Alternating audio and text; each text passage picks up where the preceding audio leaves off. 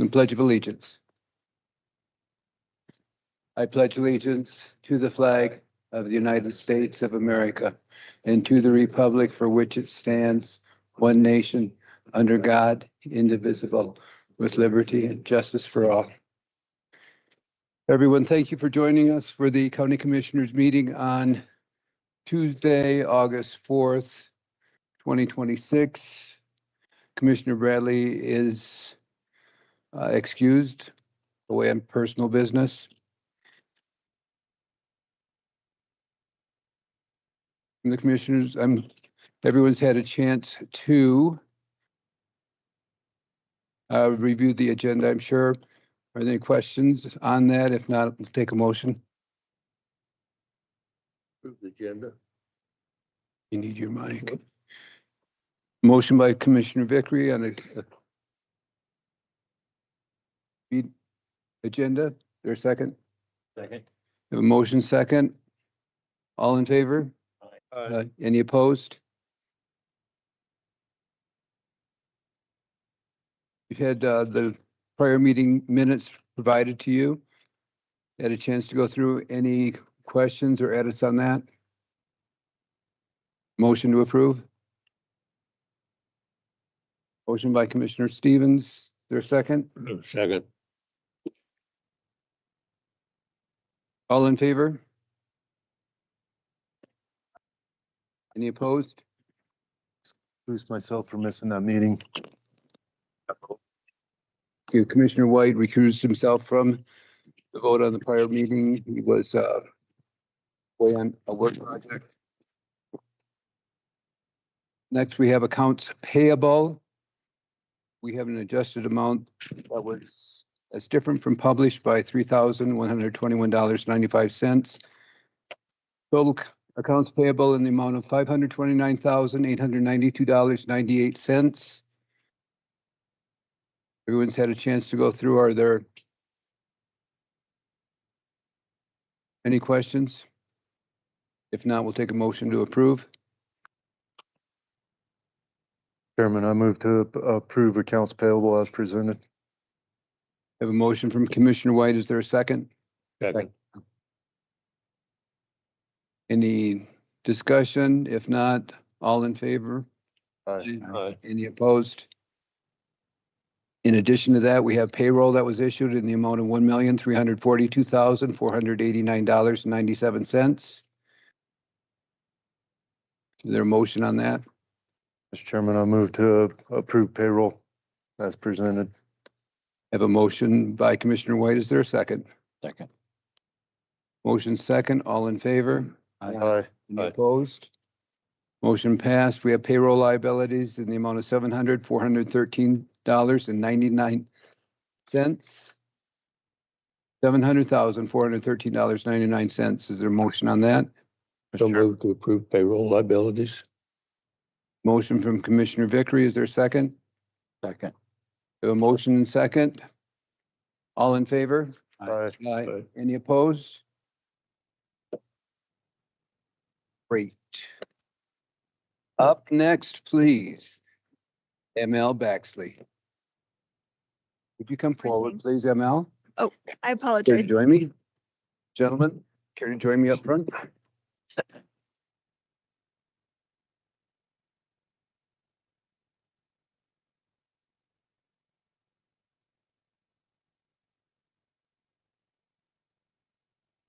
What did I miss? AP for August 18th, since we canceled the meeting. Do I have that? It's Totally. just on your agenda. No, you'll approve it. I'll send it to you and we'll pay bills on the 18th. That we don't have a dollar amount. Okay, good. I'll Now, send it to you. thank you. I knew that was coming, but I didn't.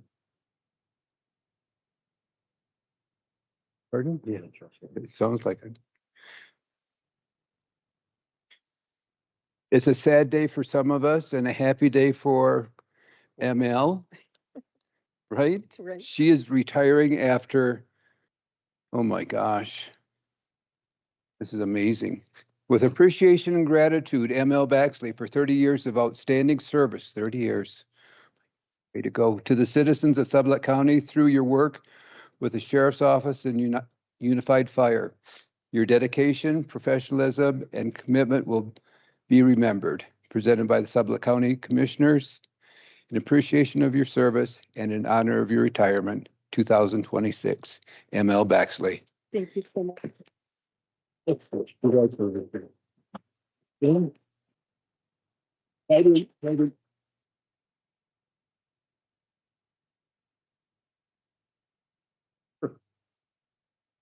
Thank you. You're welcome. We have this. And of course, Oh, the gosh. pail Thank you with so you, much. but thank you.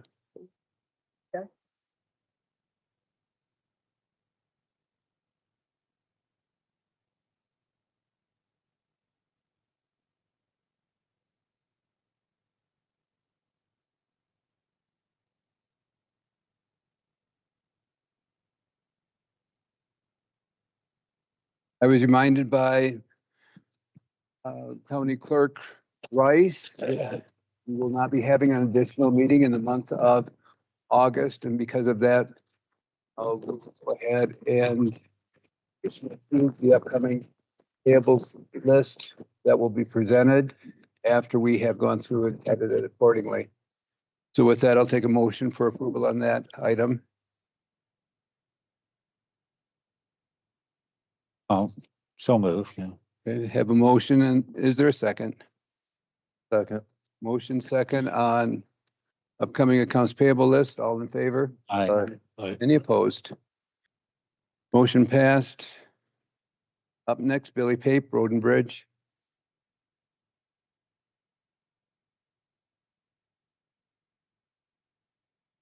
Morning. Morning. You guys got my activities. Trying to get as much stuff bladed, cattle guards, culverts. It's on.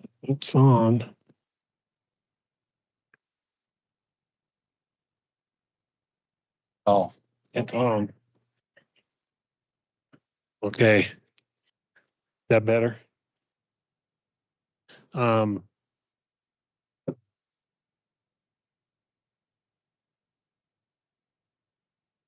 I did, you guys have any questions on our maintenance?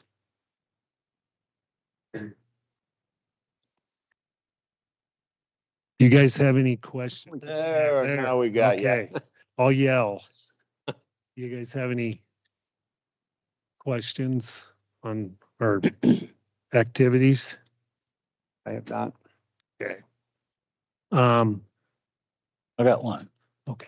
I mean, you don't have to answer, you may not know. So who'd they get to patch the road up there to go in Sylvan Bay? Teletractors, Okay. Thank you. you bet. I got this, I'm doing the CMAC grant. So I just need to, Mr. Chairman, I need you to sign it. And we put in for the max, we won't get it, but we put in for the max, and this is for next year. But it's got to be in tomorrow, and it shows just that you guys approve us putting in for the CMAC grant. That's for Mag Water. And it's, we might not get nothing, but we're gonna put in for it anyway. Great. I'll show you this. It's just, you just gotta sign. And then this is what we put in for, and it's just saying that like the 79,000 got the whole amount, and then you just need to sign there. Great. Thank you. We'll send you. Have a request for a grant submittal in the amount of, it's a federal ask of $315,191. Our match, if it were to go through for that, would be at 20%, $78,797 for a total project cost of $393,989. As prepared by Superintendent Billy Pape of Road and Bridge. to see this? May I have a motion, please? Mr. Chairman, I move that we authorize Billy to apply for the Magwater grant as presented, and you sign it. Have a motion on the grant. Is there a second? Second. Motion and second. Any further discussion? All in favor? Aye. Aye. Any opposed? Next, Mr. Pape. Eric's got some stuff out, some stuff. Good morning. The town council discussed the bike paths in town. They're on board again of taking those over once we get them improved. So I'll get the plans finalized, Abel review them one more time. We'll get that MOU finalized. So the other question on the bike paths, Commissioner Bradley brought it up about the big piney one. Did we want to include that in this project or just focus on the 3 paths that we're giving to the town of Pinedale? Great We'd question. probably add another 400,000 to fix that big piney path and the Mickelson Bridge abutments. So, Mr. Chairman, so will they be receptive to taking them over once? I haven't talked to the town of Big Piney. I know the rec board and them talked about it back in 2024 when we went through all this stuff, but I haven't reached out to them since then. Just to make sure they would take them over. I mean, the county would be on the hook for the repairs, but as far as the maintenance go, I haven't reached out to Big Piney yet on that front, but I certainly can to make sure they'd be on board. Well, it's a significant number. I think we'd ought to make sure that they're there to and put an MOU together with them. Okay. Okay. Well, I will reach out to them, see what they think, and then I'll come back at that first meeting in September. Our plan was to at least bid them out this fall for construction next summer. So we have time to get all these plans put together and finalized and get the MOU signed between the town and the county, and we'll go from there. That's good. Okay. The other thing, chip seal starts tomorrow. Crack sealing's been going well, so there haven't been many issues there. So hopefully it moves right along. We don't have any problems. Landfill gas, we're testing that today and tomorrow, so we should be done there. I don't anticipate anything special. It's just one of those things we have to go through to prove that we're not over the threshold, but we're way below it. So it's just kind of a formality. And that's pretty much all I have for this meeting. Thank you. Thank you.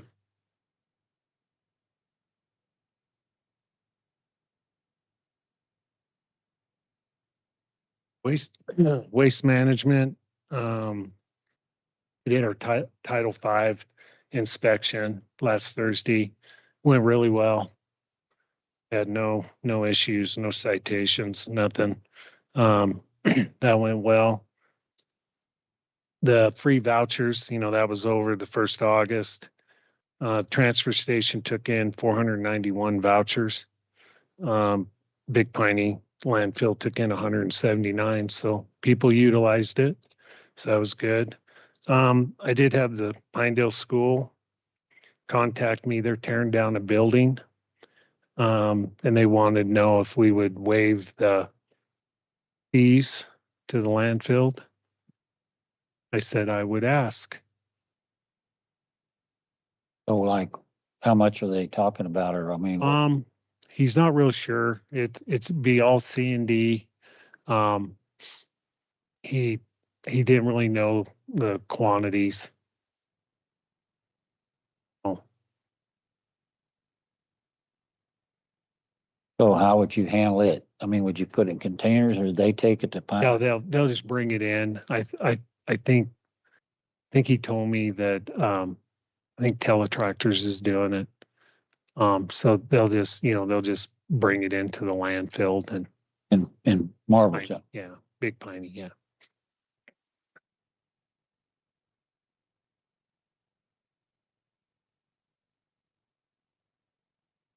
I'm good with it. Commissioner Vickery? On the school receiving taking the raised building to the Marbleton landfill at no fee.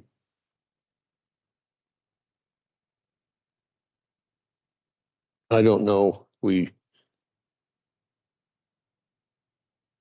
deferred the cost with the hospital district, did we not? So this should be an okay thing, I would think. Commissioner Stevens? Yeah, I'm fine. I mean, we seem like we give away a lot of stuff. I mean, I kind of get frustrated with it, to tell you the truth, but I'm okay with it, but, you know, I mean, it's an organization that has money and then we put all ours out for it, so. I mean, it'll work into quite a bit of work for us, right? You know, clean it up, burying it, you Yeah. know, I yeah. mean, it's, but I'll go for it. But like I say, I'm not always happy about it. Alrighty. Other than that, everything's going good down there. Golf course is just, this month's really busy. We have a lot of tournaments. This weekend's the night tournament and we have a little tournament today. A lot of stuff going on out there this month. But other than that, the water's holding up. We are getting a lot of the weeds all sprayed, so everything's starting to look good out there. It's really all I got. Got anything? Any questions for Billy Pape? I'm good. Thank you. Any public questions online?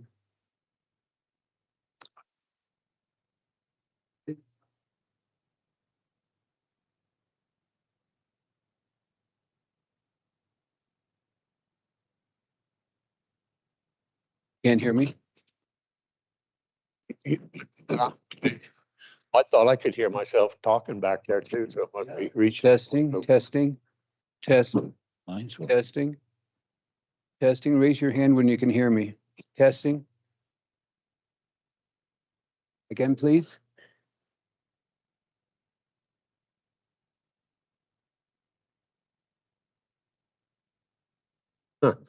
My wife says that too. all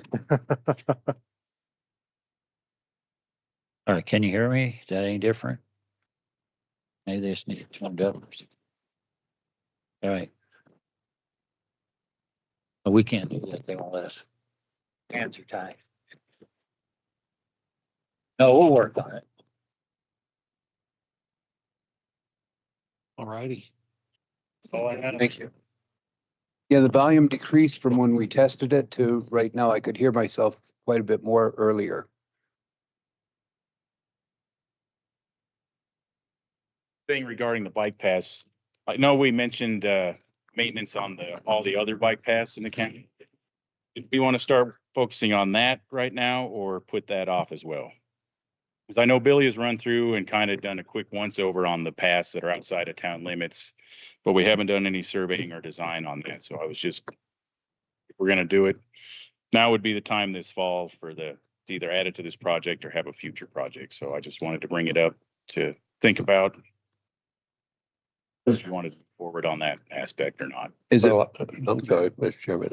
I don't mind looking at it, but I think we ought to see what the number looks like before we take that stuff all on. Okay, well, it would just take a little survey on Rio Verde's end to go out and determine exactly how much would need to get repaired and come up with a number as far as the crack sealing and that stuff. But we can certainly put a rough estimate together for you for the next Well, I meeting. think we do need that. At least we do before I'm ready for it. Okay. Sounds So good. if you could get that and bring it back next meeting. Yep. Which will be, I guess, next month. September. Yeah. We'll be ready. Okay, thank you.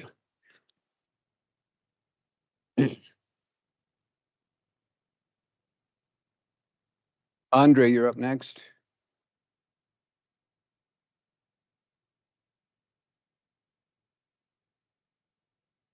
Morning. I kind of brought in the same thing I was supposed to bring in the last meeting because I got some couple important things on here. So I'll just start off. Marvelton Fire, we replaced all the air compressor piping in that building.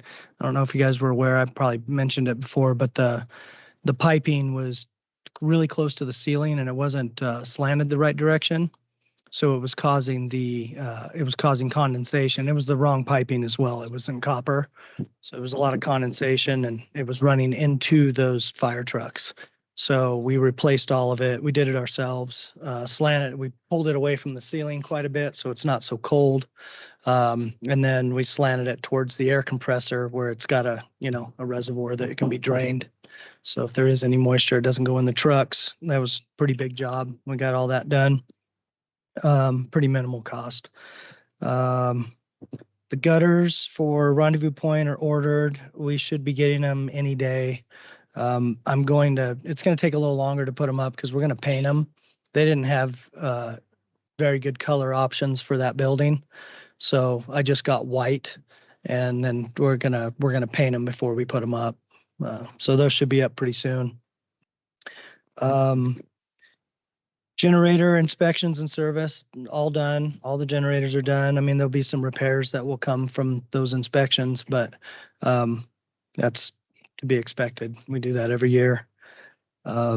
Filters in all the buildings have been replaced, which we think we're probably going to have to replace them again soon because this air quality's really messing them up already. We're already seeing them get gross.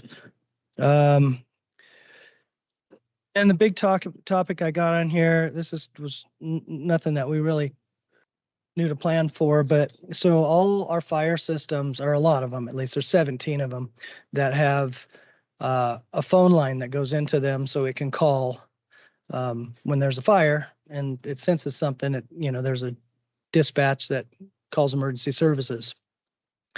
Well, those lines are supplied by CenturyLink, and they are discontinuing that service, because of the old school lines. So we are going to put in cellular dialers. We have to put in 2 of them that will be able to service all these. They'll be able to service all these fire systems so that they can call out. It's going to cost around $48,000. I have the money to do it.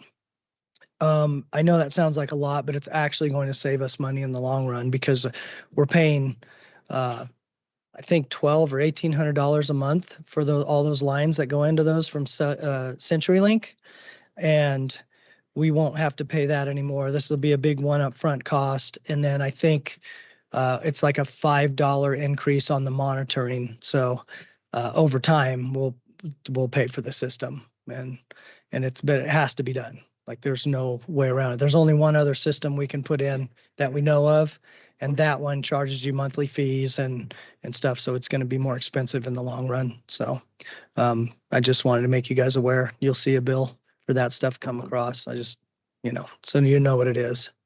But this is all, it's the law. We have to have it. So. You have any idea of what the existing monthly cost is? I think it's $1,200 or $1,800 a month. Thank you. So we'll be saving that every month by putting this system in, and it's more up to date because those type of phone lines are going away. So I don't need to talk about Rendezvous. That's long gone. And just so you guys are aware, once budgets went through, I've got the ball rolling on every project that we discussed before budget. So concrete, the door openers at Rendezvous Point, those guys will be here at the end of the month to put those in. Paint is Ben Davis is already trying to figure out when he's going to fit the interior paint at Rendezvous Point in. It should be a wintertime job because he's got to get his outdoor stuff done when it's warm. And yeah, we got quite a bit going on. That's about it. Is this better, Craig? Is that better?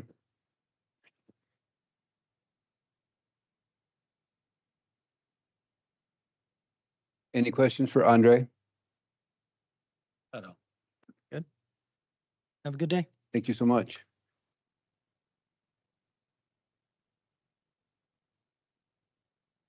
The assessor, Layla Illaway, please.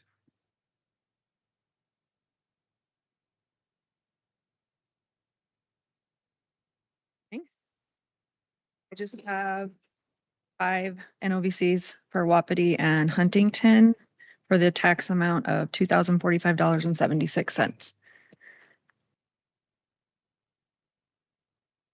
Any questions? Motion on the NOVs. Mr. Chairman, I move to approve the NOVs as presented by the county assessor. Second, Second. any discussion? All in favor? Aye. Aye. Aye. Any opposed? Motion passed. Thank you.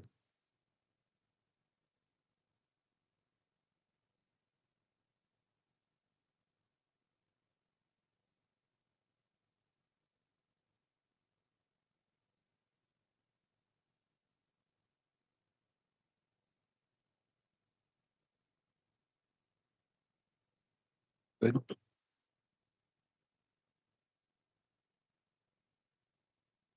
Here.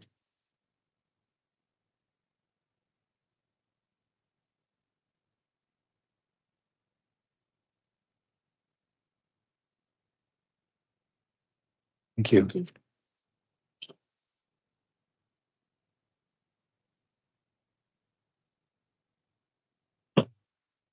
Next, Bill Ames with the Mule Deer Migration Corridor.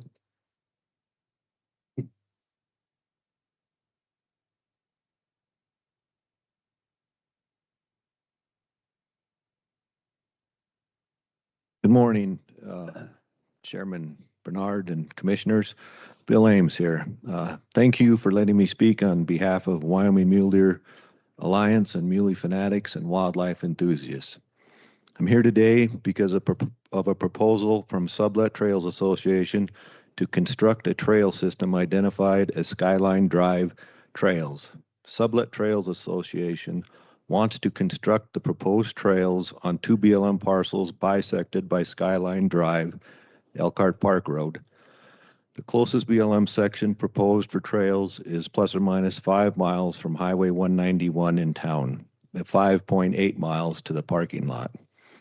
The elevation gain from the top stop sign to the proposed parking lot is roughly 640 feet, with multiple additional footage from the terrain to access on a bicycle from town. The proposed trail system comprises of a little over 18 miles of trail, plus parking and table area. Trails will be mechanically constructed, not sure of maintenance or weed control. We are here today asking for your support to oppose constructing the Sublette Trails Association proposed Skyline Trail system within the designated Sublette Mule Deer Migration Corridor bisected by Skyline Drive. The opposition to the Sublette Trails Association Skyline Drive Trail System comes from its location being predominantly within the designated Sublette Mule Deer Migration Corridor. And I repeat, designated. The State of Wyoming Executive Order 2020-1, signed by Governor Gordon February 13th, 2020, is when that migration corridor was designated. I highlighted some areas of that I sent to you. I don't know if you have them with you or not, but we'll just kind of go through that executive order 2020-1. And these are straight from that executive order. Whereas Wyoming is home to the longest intact mule deer and antelope migration corridors in North America. And whereas migration corridors are essential to the maintenance of viable mule deer and antelope populations. And whereas wildlife that utilize these corridors are highly valued by all people and contribute significantly to the economy and reputation of Wyoming. And land associated within migration corridors provide the state and nation with multiple use opportunities that are integral to Wyoming's revenues, jobs, and way of life. Whereas county governments play a significant role in land use planning and in conserving wildlife habitat and open spaces. I'm going to go to page 3. Boards of county commissioners may revise their land use plans to be consistent with this executive order. The state of Wyoming encourages this consideration and supports county governments should they develop a template for updating land use plans consistent with this executive order. This executive order is to be construed narrowly and limited to the habitat and activities specifically described herein. This executive order, together with its attachments, constitutes Wyoming's strategy for managing designated migration corridors and their habitats. Appendices to this order are expressly adopted and incorporated by reference herein, and each shall have the full force and effect of this executive order. Amendment to any apex may be made without requirement that the full executive order be amended. Page 4. Designated migration corridor. An identified mule deer or antelope migration corridor that was nominated for designation by the Wyoming Game and Fish Commission and was subject to the process for designation outlined in this executive order, including the Sublette mule deer, Baggs mule deer, Platte Valley mule deer corridors, which are formally designated by the signing of this executive order. High use areas, segment or portion of a mule deer and antelope migration corridor used by 20% or greater of the GPS collared animals. Medium use area, segment or portion of a mule deer and antelope migration corridor used by 10 to 20% of the GPS collared animals. Stopover areas, the area used by the majority of time by GPS collared animals to forage and rest during spring and fall migration. Migration period, the specific dates during which migrating mule deer and antelope are physically present within a portion of a designated migration corridor, which can vary from year to year. Migration corridor functionality. Maintain connectivity between summer and winter ranges to allow mule deer and antelope movements conducive to necessary foraging and rest during migration, based on the best available scientific data. Page 5. It is the formal act of designating. The formal act of designating, rather than identifying a corridor that warrants limitations of human use to conserve those corridors. And we are talking with a designated corridor. New infrastructure, recreational use, and development conditions. Wherever possible, development, infrastructure, and use should occur outside of designated corridors. Inside corridors, state regulatory agencies should support the continued functionality of designated migration corridors by conditioning permits to avoid and minimize impacts from development or use allowed within the corridor. Page 8. High use areas. Surface disturbance and human presence shall be limited to levels that maintain the corridor functionality and do not cause migrating mule deer or antelope to avoid or leave the high use portion of the designated corridor during migration periods. Stopover areas within high use areas. Within stopovers in high use portions of the corridor, surface disturbance should be avoided. Surface disturbance should be avoided. Permitted human activities during migration periods should be limited or avoided. Low and medium use areas and stopovers within. Development and use can occur. Minimization, including project alterations, recreational permit restrictions, and other efforts that can be shown to reduce impacts to these areas should be considered where appropriate, and will take into account whether an area is a low or medium use area. Surface disturbance, development, and human presence during the migration periods should be limited. With low and medium use areas, special consideration should be given to stopover areas to minimize disturbance. Federal leases, permits, rights-of-way, or other authorizations issued after designation of any corridor by the governor should be issued to conform with the provisions of this executive order. State executive branch agencies will coordinate and cooperate with the federal agencies and comment on federal agency actions in a manner that is consistent with this executive order. Page 9. Each situation should be addressed with flexibility and an understanding of the local landscape, habitats, and other factors. proponents and agencies are still expected to minimize surface disturbance whenever possible and follow all other existing applicable lease stipulations.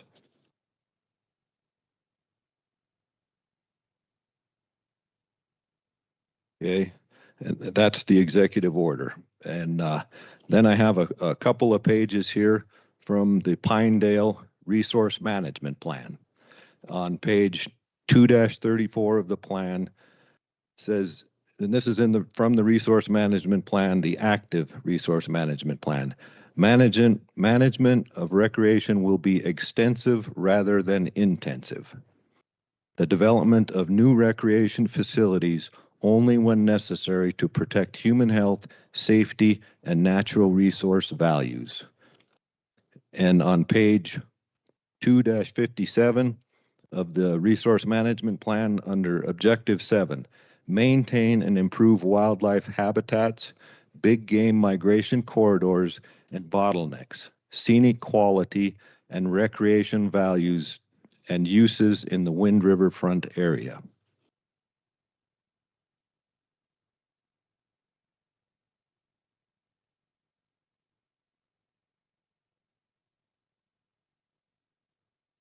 I need a bigger counter here.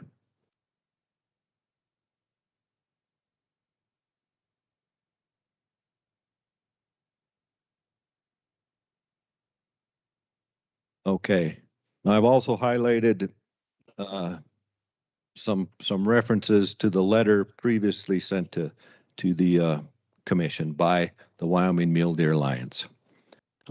And I won't go through the whole thing. It's quite a bit there, but the Sublette mule deer herd supports an annual hunter participation of over 3,000 hunters, nearly 20,000 hunter use days, and harvests ranging from 600 to 2,000 deer per year, with some of the highest quality hunter experiences offered in the county. The migration corridor was the first to be designated in the state and is widely known through documentary films, international magazine articles, and social media posts with views into the millions. We have serious concerns that this project will impair the functionality of the corridor through both increased human use as well as direct habitat impacts to this vegetation via trail and infrastructure construction, and the associated spread of weeds and other undesirable vegetation that comes with disturbance. The bottom part, because of the fidelity of mule deer to their migration routes, we firmly believe development in this corridor will be detrimental to both the function of this corridor and the critical vegetation in stopover habitats on these parcels. Deer cannot accommodate their migration to our recreation, so we believe we should accommodate recreation to the deer.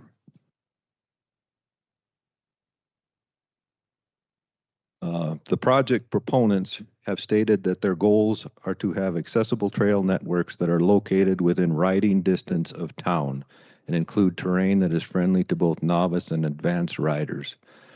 Well, I don't know, but I think most of the youth in this town that could ride aren't going to ride 6 miles up Fremont Lake Road to access this. I believe there would be better alternatives than this.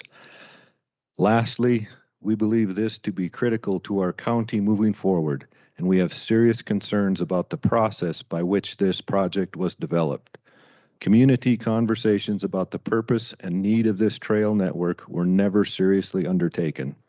And as our community changes and grows, how we balance existing community values like wildlife and dispersed extensive recreation against newer development, intensive recreation, will be critical. We believe that this did not occur with this proposal and believe that a pause to assess those needs and desires of the community would be more than appropriate.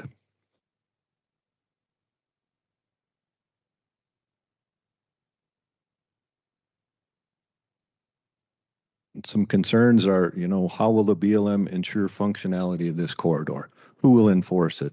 We all know the BLM law enforcement position is vacant quite regular here. And I believe they're the only ones that can really enforce it. Much of the area adjacent to this parcel that they want to develop is private property, and private property rights they're there and should be there, but it could be developed, and these two parcels become even more valuable habitat in this fantastic migration that we have going through Sublette County. Developing in areas that have less need for wildlife closures and in more developed areas lessens the financial burden of constructing the trails and gives much better return on investment due to increased number of visitor days it can support if seasonal closures are not necessary or lessened. We are concerned that motorized users are eventually going to use any trail put in up there. I mean, we all have seen trails built, and yeah, okay, they're going to just be bicycles. Well, then e-bikes are on it, and it isn't long. Everything, ATVs are used, and then side by sides. It just happens.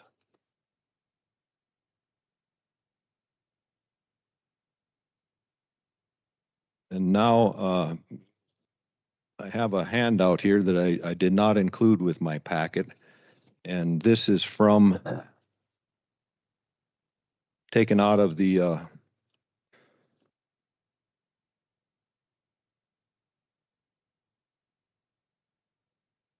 this is taken straight from the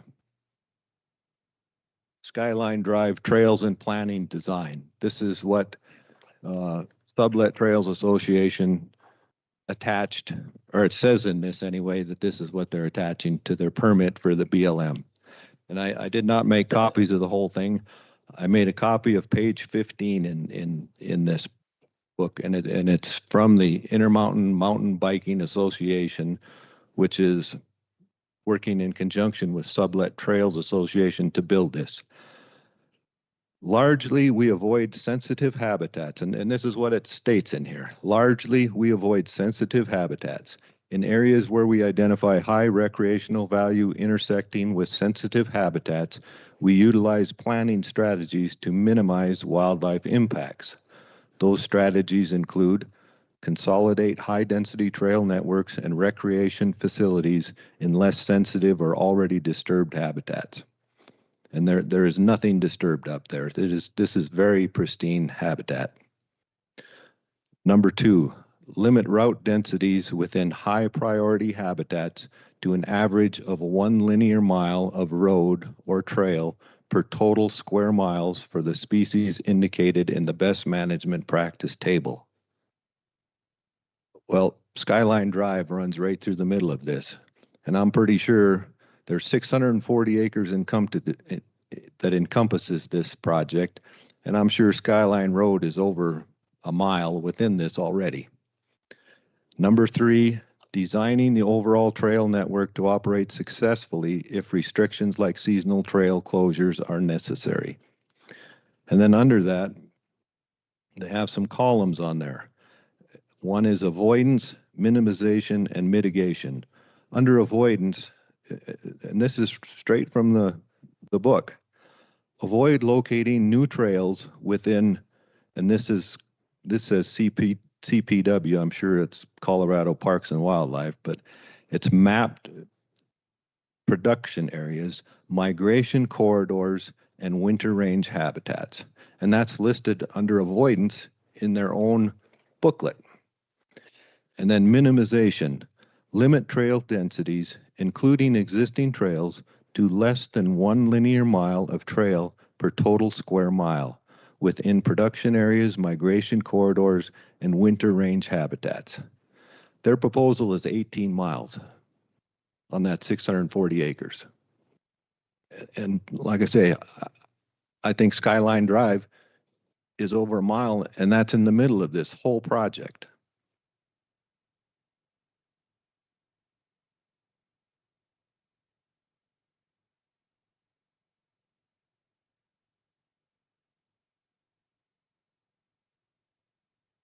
We are not against this project for today's gain.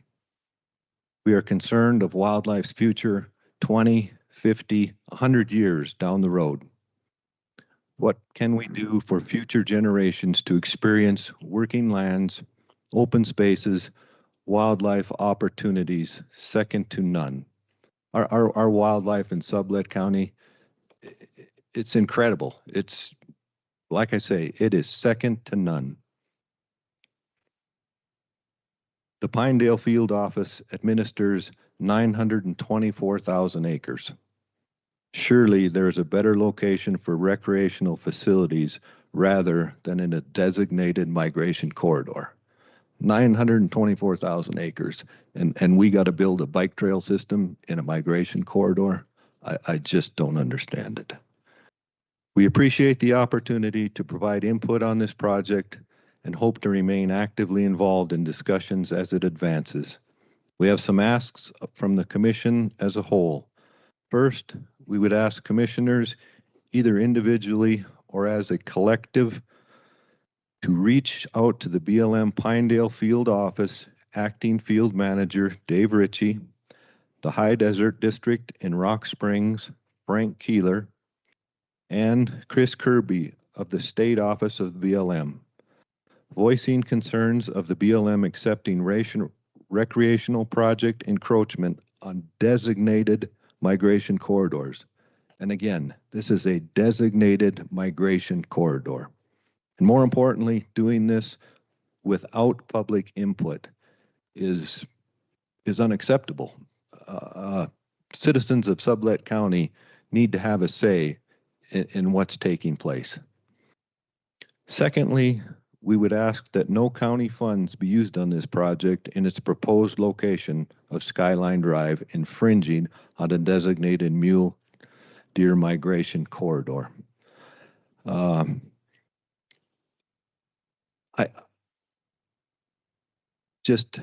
I have a hard time accepting that we're this far along. I mean, there's just so much against this trail system. First of all, I can't believe that Sublette Trails Association is still pushing this forward. You would think they would just withdraw their application from the BLM, and the whole BLM process is.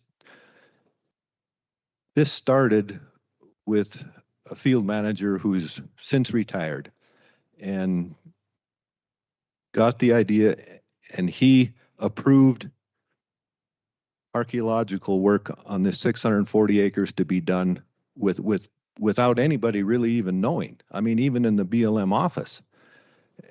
And we had a discussion with him, and he said he has the authority to just pass this through all himself with no input at all. And in a designated migration corridor. It's just insane. The Alliance and Muley fanatics will remain actively involved in this proposal and are happy to have further conversation on this topic. We appreciate the opportunity to provide input in this process, and we appreciate your consideration to help us do the right thing. Thank you. Yeah, thank you. Questions? Mr. Pickering, questions? I've none at this time, thank you. Commissioner Stevens? I think for right now, we're good. Thank you, Bill.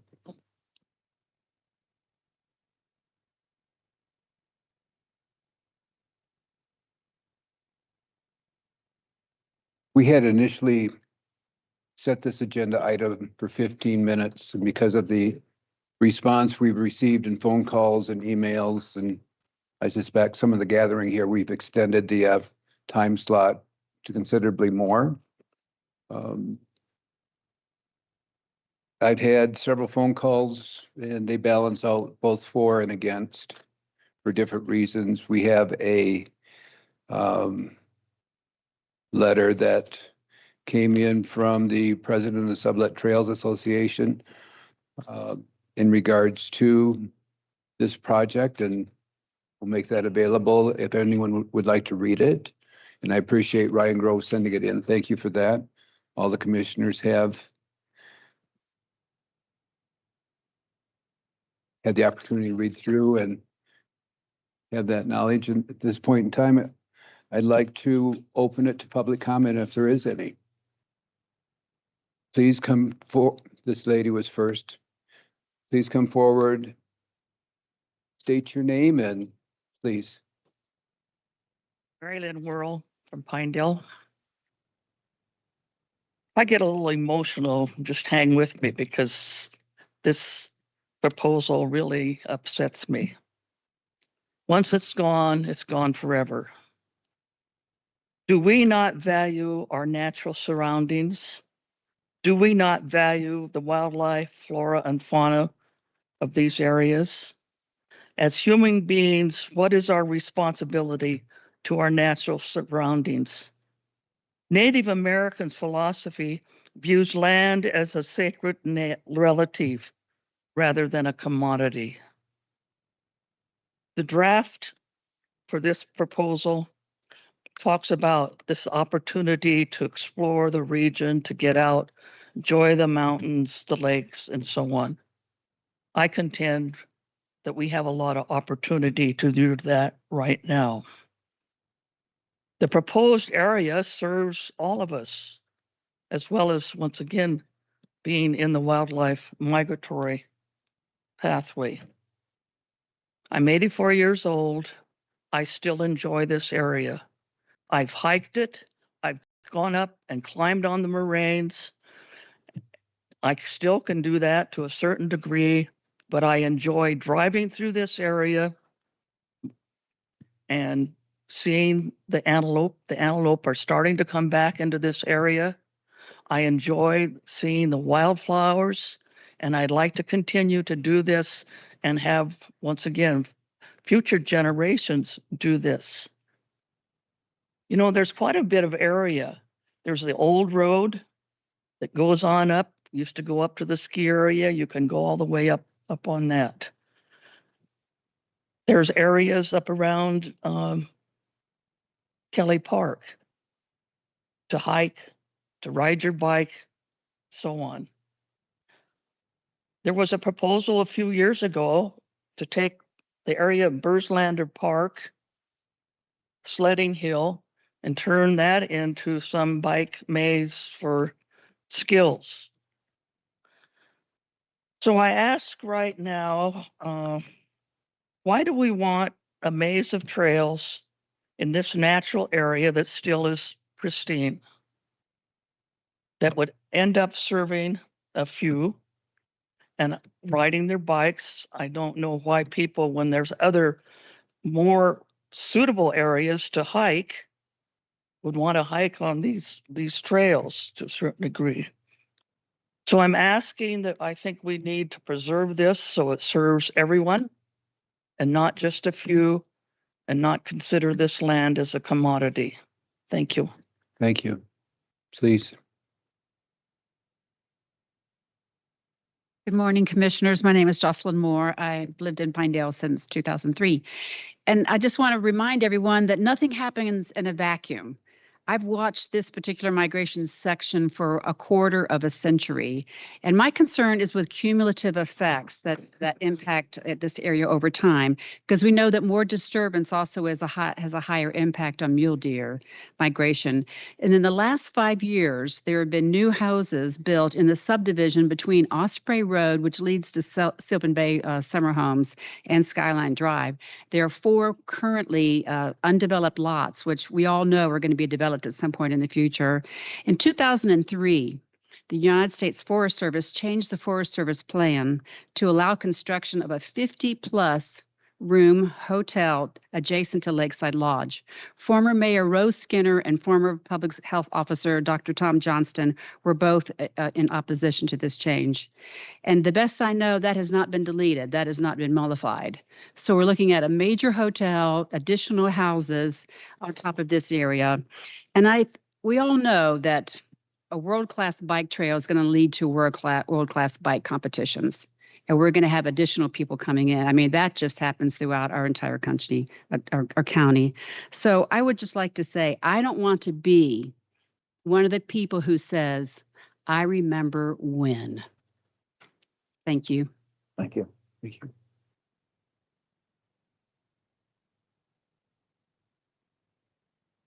First of all, just want to thank everybody for coming out. Please state your name. My name's Ryan Grove. I'm the president of the Sublette Trail Right. Association. Have a few things to say, and I hope to be able to answer some questions. If folks have those, I'd be happy to take them as well. First of all, we're not here to dismiss the Alliance's concerns or anyone's concerns about wildlife in the area.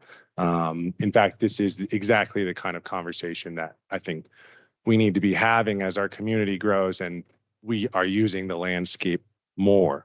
I think there's a little bit more to this proposal than has been presented thus far, and I just would like to talk about that briefly if I could, and I don't want to take up too much of your time, but the proposal is a concept proposal. So it was submitted to the BLM with an opportunity to go through their NEPA process where we get community input and make decisions as a group. The proposal site is approximately 600 acres. 300 acres of the proposal site, the southernmost portion, exists within the migration corridor. The other 300 acres does not. It is outside of what is actually designated as the migration corridor. Only 100 acres of the proposal site exists within medium use, and about 130 acres exists within stopover habitat. And those two pieces overlap. There is zero overlap with bottleneck or high use migration corridor. Okay. Wyoming's executive order, which we've talked about already, does state that development can occur in low and medium use areas with minimalization measures and mitigation measures, which is exactly what we're proposing. Seasonal closures, gated seasonal closures, which don't exist on those parcels as they currently sit. You can go up there right now in April or March when the deer are migrating and walk your dog. And what we have seen is that those areas are getting more use. The town of Pinedale projects the population to double in the next 5 to 10 years. And so we can expect that there's going to be more use on the landscape. There has been a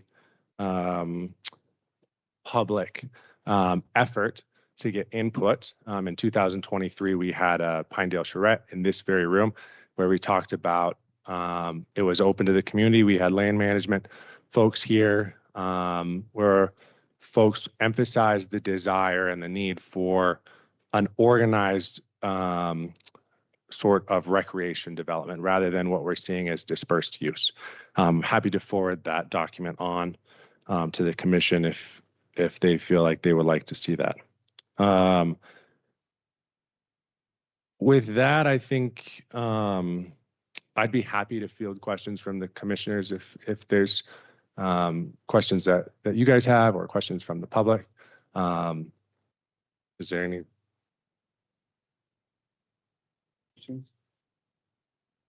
Yeah, so Mr. Chairman, so where is this proposal at? So right now you say it's going through a NEPA process. So what we were told in terms of how these processes work is that you submit a concept or an idea to the BLM, and the BLM then takes that and analyzes it through NEPA. Through the whole process, we've encouraged the BLM to go through the public comment period and the full NEPA process. I'm not super familiar with what that process, the nuts and bolts of what that process looks like, but this was just sort of the catalyst to talk about something. The BLM was not going to take any action on any project anywhere without some sort of catalyst. Thank you. Any further questions from the commission? No. Okay. Thank you, Ryan. Any questions from those attending online?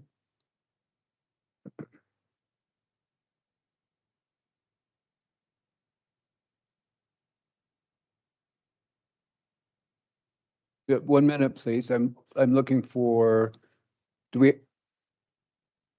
Okay, thank you.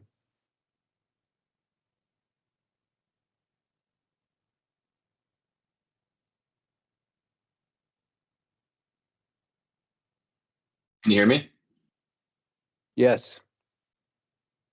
Okay, thank you. My name is Nat Patterson. I'm a policy director for the Wyoming Wildlife Federation. Thank you, members of the commission, for having this meeting this morning and allowing us to comment on this trails proposal. Our concerns aren't so much with recreation development in general, but we, as Mr. Ames said in the Wyoming Mule Deer Alliance, we are definitely have concerns about the proposed location of this project, what it could mean for the Sublette herd. I'll be pretty quick because I think some of my concerns have already kind of been discussed, but just kind of adding on that researchers have identified the Finger Lake segment as one of the most challenging portions of the entire migration because deer currently have to navigate fences, paved roads, development, and narrow bottleneck areas. There's already a decent amount of recreation up there and infrastructure. So kind of adding to that would certainly not be beneficial and could really hinder the use of the corridor. I'd also be remiss to mention, if I didn't mention that the timing of this makes this proposal slightly more troubling. Only a few weeks ago, Governor Gordon formally designated the Sublette Antelope Migration Corridor, which reaffirmed Wyoming's commitment to conserving the movement routes that sustain wildlife and our hunting heritage. So it's kind of hard for me to reconcile that important state action with the federal government simultaneously considering new recreational development in one of the most important areas of this mule deer corridor.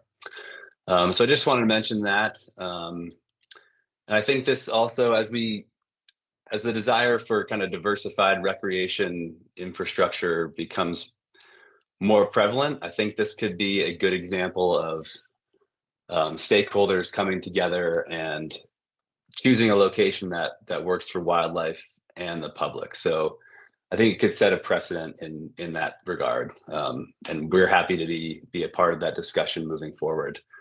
I think I'll leave it there, but I appreciate your time and thank you again. Thank you, Mr. Patterson. Are there any other questions from those online?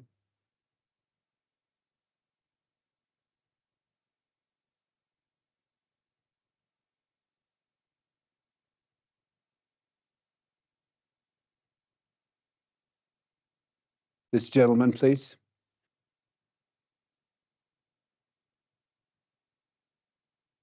Good morning, commissioners. Thanks so much for taking this important topic last minute. My name is Noah Schutz. Thank you. Yep, I'm a physician assistant here in town and a local recreationist, homeowner as well. I just want to say that I am in full support of the trails proposal. I appreciate everything that Ryan and the Sublette Trails Association has done to include the community. I feel like there's a lot of misinformation online about how this was presented, how this was organized. There were charrettes, there were online meetings, there were field meetings, and we have all of that information available.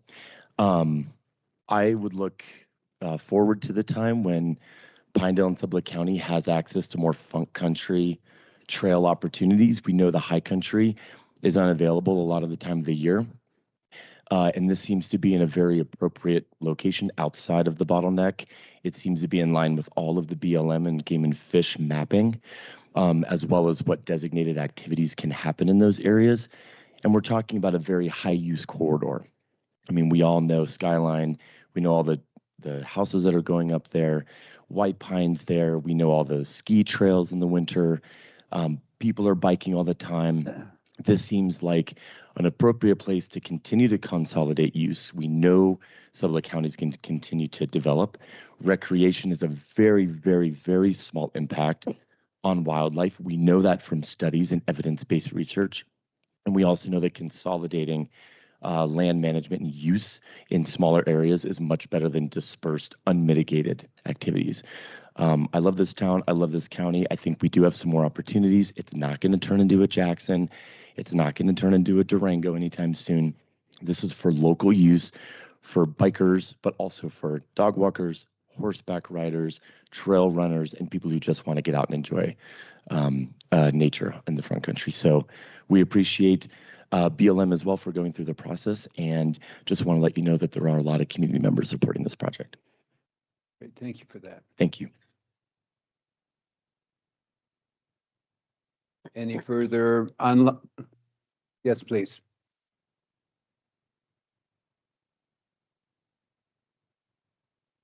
Chairman Bernard, members of the commission, Luke Schultz with the Wyoming Mule Deer Alliance. I Please, live in. would you be kind enough to state your name for the record? Yep, Luke Schultz, from Cora with the Wyoming Mule Deer Alliance. I think you guys have probably heard me say this before, but I think it bears repeating again, and that's if you go around Sublette County, on our signs, in our gas stations, in our grocery stores, in our restaurants, we have mule deer. This is the culture of this county. A quick Google search of mule deer and Sublette County will yield a whole heck of a lot of hits. And I just really want to emphasize just the sort of cultural impact and the long-standing cultural impact that mule deer have on this county, as well as our other wildlife. So where this project location is proposed, we spent a lot of time talking about how that's within critical habitats for mule deer. It's also within designated crucial ranges for antelope. It's in the newly designated antelope migration corridor, and it's in moose crucial range. We, as an alliance, are not anti-bike by any sense. We are anti this location. We believe that placing this location there creates a magnet that's going to attract people, and we believe that that magnet should be placed in non-sensitive habitats. So we want to place that in a location that's not bad for wildlife, and we believe that there are other locations that have that. The other point that I want to make is that the Sublette Trails Association has pointed to the charrette as an opportunity for the public to weigh in on this. That charrette specifically does not identify the location that's being proposed here. If you read through that charrette, the location where that this project is being proposed is not identified in that charrette and was not talked about at that time. That identified some locations on the mesa and some locations up by the ski hill, but specifically not the area that we're talking about here. So when we talk about the community not having input on that, there has not been input on that location from the community. And that's why we're seeing the resistance that we see right now. So that's the comments I have, but I appreciate it and I will stand for any questions. Thank you. Questions from the commission? No. Good. Thank you, Luke. Appreciate it. Yes, sir. The gentleman in the back.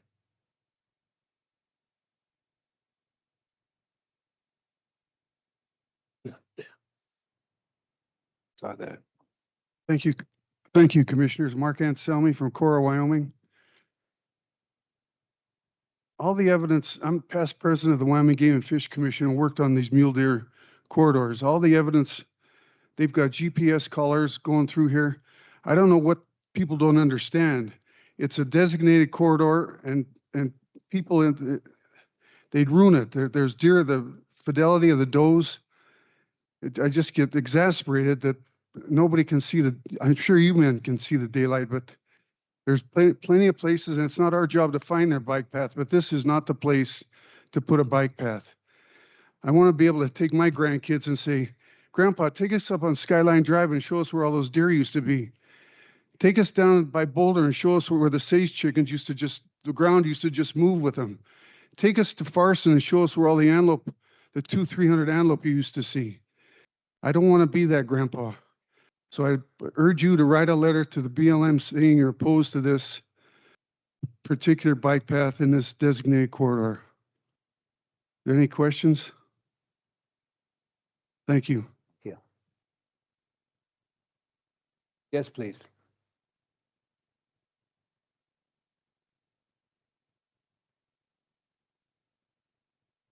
Morning, Commissioners. Dan Bailey, Bondurant, Wyoming. I'm a mountain bike rider, an athlete. I've competed in the world stage in triathlons for a number of years, and I can see both sides of this argument. But we have a choice in where a bike path goes, and the animals don't have a choice in where they migrate through. Just a short comment. We've lost since 1970 about 73% of the large vertebrates in the world. We've lost 55% of the mule deer since 1970. When are we going to stop nibbling at the edges of the cookie?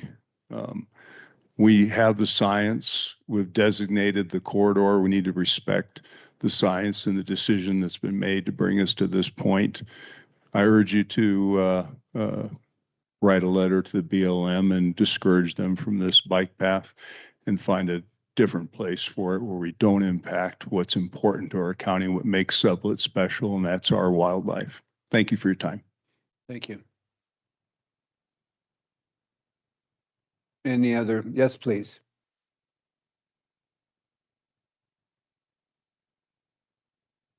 Nard and commissioners, am I too short to use this? Yes, would you just pull down? I have a pretty loud voice. My gosh. I want to thank you for this hearing today. I think it's very important to hear all of this. I just want to bring up, I'm speaking on behalf of an organization in town called, I'm not loud enough. Oh. I don't. Now I got to lower my voice a little bit, perhaps. I'm speaking on behalf of Citizens United for Responsible Energy and Development. This was a group that's been around Pinedale for the last 20 years, doing many wonderful things that nobody knows about. But anyway, we have studied this extensively, and I want to bring up two things that I don't think were covered accurately in all the great comments that have been made. One is the concept of connectivity. And we are losing the connections these animals have to their beginning and ending migrations. And every little bit of interruption you put causes that disconnect. And the thing that concerns me in this location, South Fremont, the south end of Fremont Lake is a bottleneck. And even though this is not in the middle of the bottleneck, there's already a lot of stuff in the middle of that bottleneck. This is really close to that bottleneck. And the whole Luke Lynch area was donated and developed to create connectivity for this migration. My understanding is this herd, and maybe Mark remembers the numbers better than I do, but there were once 34,000 mule deer in this herd. I think they're down to between 20 and 21,000 right now. This is huge. We are really losing our wildlife. We know what the winter did to the antelope herd, at least a 50% reduction. We have to do everything in our power in this county to make it easier for these animals to do what they've done for thousands of years. Thank you. Thank you. Thank you. Further comments from anyone online? Please.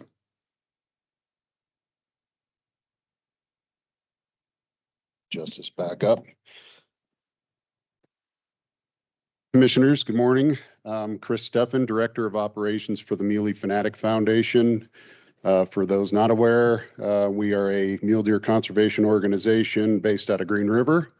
Been around since 2012. I'm not going to beat a horse here because I think there's been a lot of great comments made that I was going to make.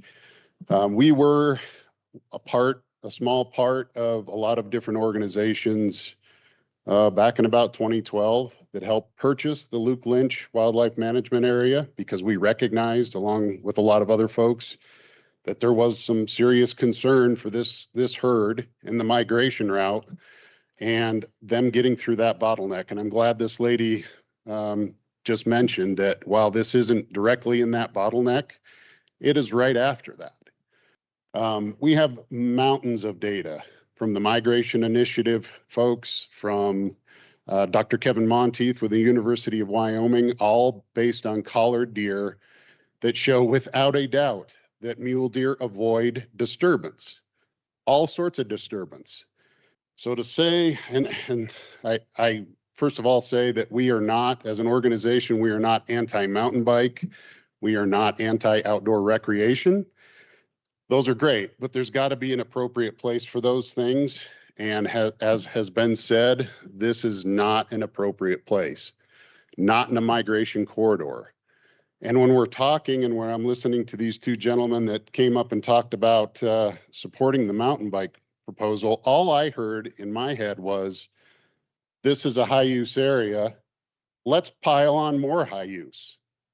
That makes no sense whatsoever. And as has been said by others, do we want to look 15, 20 years? It may not even take that long at the rate we're going to look back and say, gosh, I wish we would have done some things differently to help our mule deer, to help our antelope, to help our moose, so that they're here on the landscape and still able to migrate on this amazing corridor. So that's all I have. I would stand for any questions. Thank you so much. Thank you. Appreciate it. Last call for public comment or online comment. Yes, please.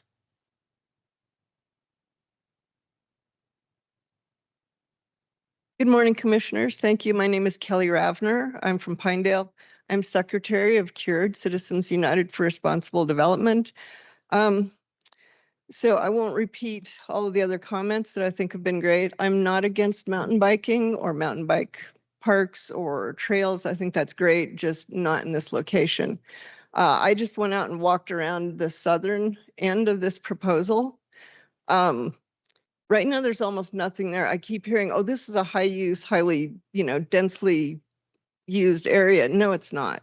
That southern section of the proposal, there's a road, there's a power line.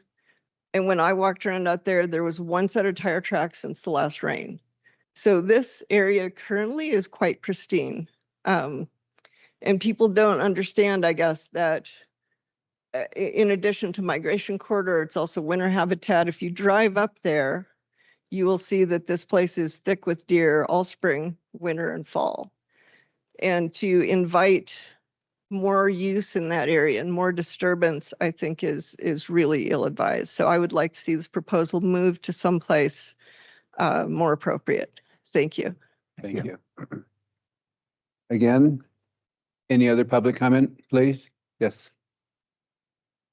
Good morning, Commissioners. Dan McGillivray from Pinedale, Wyoming. I'm just going to keep this short and sweet. I'm supporting the opposition to this bike path in its current location simply because I don't want to see wildlife take another avoidable hit. Thank you. Thank you.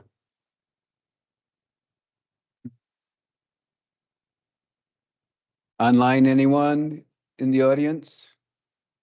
Great. Everyone, thank you for your participation and your words in regards to for and against. I do appreciate it. And it's tough because everyone has valid points. So I'll close everything to open public comment. Commissioners, are there any items here that you'd like to discuss? Mr. Chairman, I see Dave Ritchie's in the audience. Would he be willing? I see Dave Ritchie, Acting Director for BLM's in the audience. Would he be willing to come up and answer some questions? Mr. Ritchie? Sorry for putting you on the spot, Dave, but I got some questions. Thank you, Commissioners. I'm Dave Ritchie, Acting Field Manager, BLM Pinedale Field Office. So first question I got, Dave. So I heard today that your predecessor, Stuart, had mentioned that he has the power to do this without going through the NEPA process. Is there any truth through that? I'm not going to speak to my predecessor's decisions. I don't believe that to be within my authority. Gotcha. We are pursuing an environmental assessment for the application that we've received, and we are committed to a public comment process. So through NEPA, you're gonna roll this into an EA? Are you gonna accept cooperating agencies to participate in this EA and decision-making process? Yes, sir. Perfect. And just so I understand too, according to statute, right, you guys are required to consider both state governor's orders and county orders, not orders, land use plans that have been established. Yeah, all of those orders are governed by the Pinedale Resource Management Plan, RMP, and they're acknowledged in there. And there's a process on how we would follow any orders, state or local. So when I think about, what would be the most effective comment coming from this commissioner today, because it sounds like you guys are just starting the NEPA process. That's correct. We're in the process of drafting the environmental assessment. And so in that, the first part of it is your purpose and need, right? Your purpose and need statement, which I assume, has that even been done yet? I believe that the purpose and need is drafted, yes. Okay. And then at what point does public comment and or other agencies get invited in to comment on this? Yeah, so we'll prepare the document. We'll then release the draft of that document for public comment, as well as to the cooperating agencies and interested parties. So, We right, don't have a specific timeline. We were anticipating sometime this fall. As you can imagine, our office is fairly busy with all the other activities that we permit and authorize, and so it is being worked. But I don't have a definitive timeline. gotcha. And the reason I'm asking these questions, Dave, is seeing the Rock Springs RMP, which is a huge black eye on the agency about how that went down. One, I want to know if a letter from this commission today saying, hey, we reserve the right to comment as you get farther on this, but we respectfully request that you guys follow statutory duty in looking at our land use plan. I mean, ultimately, we understand this is your land. You have direct governance over that land, but we feel like we should be involved in any decision-making that happens within the county, being another government cooperating agency. Of course, yeah, and Sublette County certainly will be on the cooperating agency list, and as well as many of the individuals in this room today and the associations or agencies they represent. That's fair. And again, I would reiterate, I'm not going to comment on any of the things that the previous field manager did. I'm here today as the acting field manager. I'm committed to a public process. We've already briefed the state director on our plan for public comment and a public process. I appreciate that. I appreciate you being here today and seeing how important it is to a lot of people and how important it is to live up to that public process that was the design that everybody should have a seat at the table and voices be heard. So thank you for being here today. Thank you, Commissioner White. Any other questions? I've got two short ones. Assuming this was to go through, what are the maintenance and enforcement obligations, and from whom? Specifically maintenance of the trail, maintenance of the parking lot, if there was a. Well, let's just take from one end to the other because it's all going to require maintenance. Sure. Again, we're just evaluating it, so we possibly haven't worked out all those details, but we've talked about cost share agreements and maintenance agreements either between BLM and the Sublette County Trails Association or other organizations that would be involved in that. Okay, so then the next one, I guess, probably bigger than the maintenance really is the enforcement of what is going to be expected of the folks who ultimately would use it, because it would appear to me 18 miles is going to take an eye in the sky, so to speak, to keep up with them. The way that the proposal currently sits is the parking lot is right off of the Skyline Road. So there is a component of it. It's easily accessible. We do currently have a law enforcement officer on staff in Pinedale office. We would anticipate conducting enforcement similar to the winter closures on the mesa. So we would patrol and monitor. We would probably rely on public input for some folks that observe people violating that closure.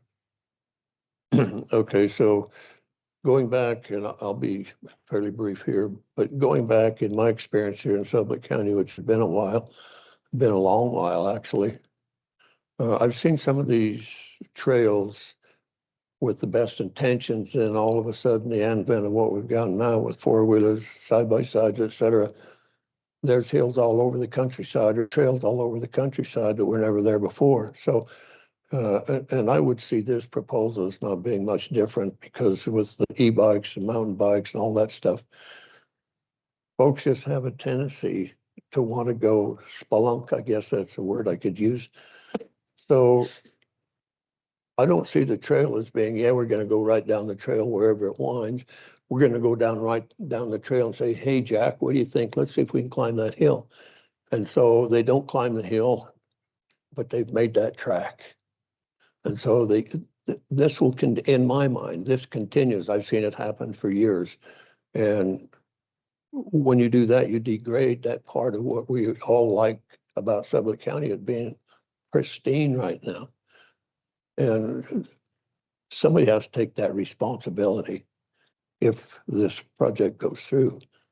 And it's going to come right down to, I believe, the folks, number one, who are pushing for the trail system, or number two, the folks who have authorized that. And very seldom does that happen. So it just, that would be a big concern of mine right now. But I'm going to wait and see where this process goes before I make what I would think would be a personal comment, and no way to represent the commission. So thank you for being here. Appreciate it. Thank you, Commissioner Vickery. Mr. Chairman. So Dave, a couple more questions. With the executive order that pulled the CEQ out of being the governing body over the NEPA process, have you guys rolled out any sort of internal rules through Department of Ag that you guys are going to follow? And second part of that question, if this is going to roll into an EA, is it subject to the executive order of, I think it's 15 days for an EA and 30 days for an EIS, that you guys have to make that decision? The first one on the process question, I'm happy to kind of follow up. I don't know if I want to get too deep into the process here today, but I'm happy to follow up. I don't want to misspeak without the notes on that. No, I do not believe this would fall into those secondary timelines that you mentioned for expedited EAs. We're under quite a bit longer timeline, and we acknowledge that there's a lot to analyze when it comes to this project, as well as other alternatives that have sort of been mentioned here today. So you feel we're not rushing the process from BLM's perspective. So you guys feel you got plenty of time that you can evaluate this properly before making any decision? Yes, sir. And we expect a robust public comment period and quite a few comments to have to go through. Thanks. Which obviously extends timeline. Thanks, Dave. Sorry for putting you on the spot. Absolutely. Thank you, Commissioner White, for the invite. I don't have any questions for him, but I do have a comment. Good, thank you.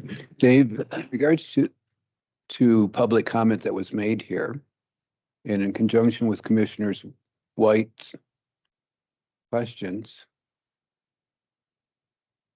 I recognize that it'll go to public comment, and we'll go through the actions of listening to a number of people and obtaining their input, whether or not that has an impact on the overall decision-making. We never know until after the fact. Is it, if, and maybe there's some unanswered questions, would it be of any benefit if the commission decided that they wanted to take one side or the other of this issue to issue a letter today and put it in the hopper before we get a ways down the road?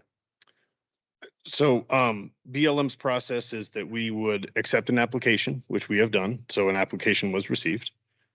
We conduct an environmental assessment of that of the proposed action and consider alternatives if they're applicable.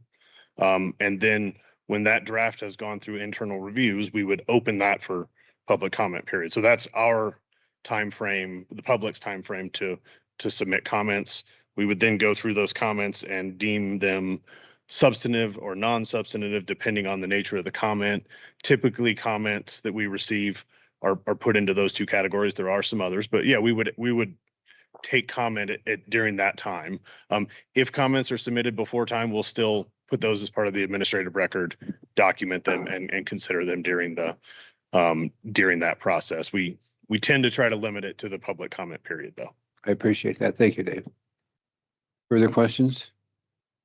Well, being as how, I am curious to know, so based on the comments we've heard here today, which is probably, throw a number out there, 80-20, do you take those, would you take percentages like that from the public comments as a reference point to say yes or no, depending on which side of the thing it is?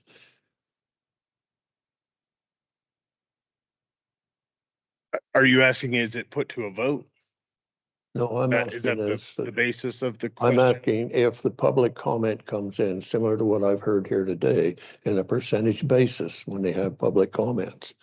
Does the BLM, I'll put it like that, I'm not putting you under the gun. I'm just saying, does Right. the No, I'm BLM just look trying at that and say, hey, there's 80% says we don't want it, and only 20%, or 80% says yes, we want it, and 20% says no. How do you fit those two differences in a decision making? Let me frame it up this way, maybe, and if I don't answer your question, let me know, and No, I'll I'll quit right now. again. You'll do fine. You'll Yeah, do fine. Thank you. If a lot of comments are raised about concerns for mule deer migration, if that happens to be a comment that we receive, we will put additional emphasis on ensuring that the analysis around that mule deer migration was done adequately, and any comments that within the EA that suggest that we didn't do adequate analysis, we would revisit that analysis. Okay, thank you. Yeah, that's good. Good answer. Thank you. No more questions? Thank you, Dave. Thank you, Appreciate it. commissioners. Commissioner Stevens. Well, just so people know my side, how I feel today, I'm totally against it, and I will be writing letters in that support. So any comments from the people, if you want to talk to me personally about it, you're more than welcome to call me, come see me. I'd be interested in hearing from. But I think it's a poor place to put it. I mean, I can't even believe it's gotten this far because of what it's designated as an area. So, but anyway, I just want you all to know my position. Thank you. Anything further? Okay. Is there any action that the board wants to do on this? So, Mr. Chairman, I'll speak for a second, if that's all right. Please. So, Mr. Chairman, through the NEPA process, I don't, I think writing a letter today saying, hey, we as a Board of County Commissioners request that BLM go through their NEPA process in making their decision ultimately on this. But in that NEPA process, the best I understand that NEPA process, that does not give us any standing for litigation should a decision be made that we don't. That's going to come later, when they roll out, here's the plan, here's how we mitigated that plan.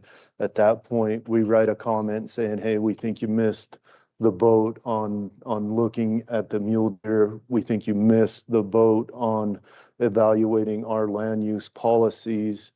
And they still roll it out, that at that point, it gives us standing to force this into a litigation action to where we could request that a judge say, hey, rule on whether the BLM followed their own policies through NEPA in doing that. So I'm not opposed to writing a letter today stating that, hey, we, as a Board of County Commissioners, request that you do follow the NEPA process per this. We request that you do follow your statutory duties in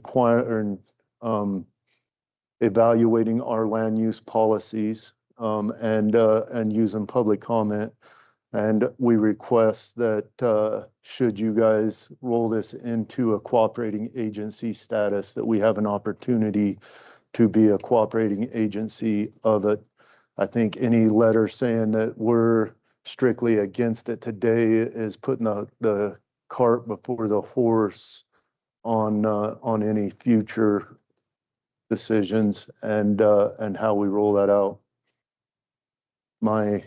And somebody correct me if I'm wrong on the NEPA process, but that's my thoughts. Thank you for that. And with that being said, would you be willing or not willing at some point in time in the future submit a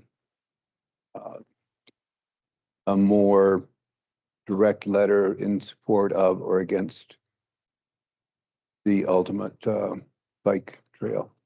So a letter for or against, I don't know what that proposal is. We haven't seen a proposal. We don't know any of the mitigation. Door open then, yes? Correct. Thank you. Correct. I can't say I'm blanket against something that I don't know what's being proposed or even how it's been evaluated. I mean, we've seen today that there's a significant public interest in this. We've heard from acting director of the BLM that he is committed to following the NEPA process. I need to see a proposal and see where I stand on the proposal on how they evaluated and ultimately came up to their decision before I can. Great. And I appreciate that. I want to make sure that we weren't painting ourselves in a corner that we couldn't move out of in the future. Correct. Yes. So with that said, any other discussion? Well, I guess I'll just make one short comment. There's a big sign generally you see says Wyoming's wildlife worth the watching. We've all seen that. I've watched wildlife all my life, ever since I was this big. Well, maybe since this big. But what I have found that the less I disturb them, the more I'm able to watch them. And it comes with all sorts of wildlife, whether it's a bird or an antelope or a deer or whatever. I live with them. They're in my yard. And I tell you what, I value that as deeply as anything I have in in this county. So I think there's ways to mitigate some of this stuff, but it's going to have to be done very prudently then, because we've heard it a little bit before, and I'm one of those who want my great grandkids, and I have 6 right now, to be able to come back 20, 25 years from now and say, geez, Grandpa said this looked like this when he was here. So those are things that we need as we go forward. We need to be able to try to ease the burden, if you would, on the wildlife, but still maintain to what degree we can the needs of some of the community members. And quite frankly, if I had that crystal ball, it'd be easy. I don't, so it's not. It's a difficult decision. But I'm going to stop at that right now. So we'll just go forward. And I think what Mr. White said was factual. I think until we actually see where this is, it would be a little premature to jump out there and say no or yes, either way, until we see the facts. And then we have an opportunity to put our 2 cents in. Thank you. Thank you. We'll open for any motions, if there are any.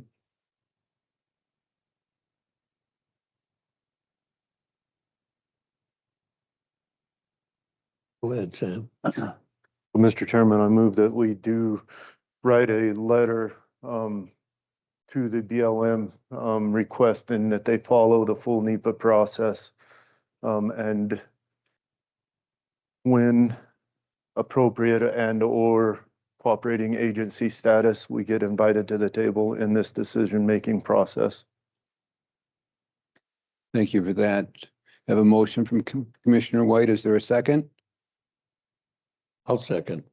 I have a motion and second pertaining to the Mule Deer Bike Path NEPA process. Any further discussion? Discussion is closed. All in favor of the motion? Aye. Aye. Any opposed? Motion passed. Thank you. Everyone, thank you for coming and presenting your position, and everyone has truly valid points, and thank you for that.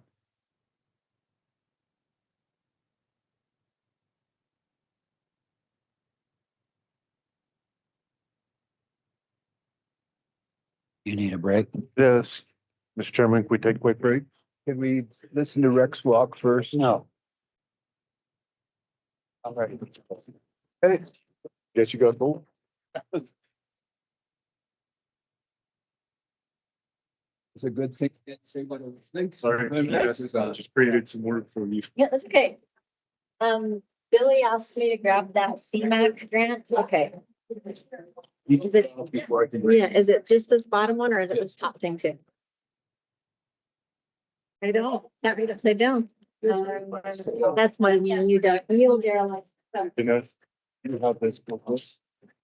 I don't. Oh, yes. Yes, I do have that before. I got it before. Just take a picture of it so I grab it.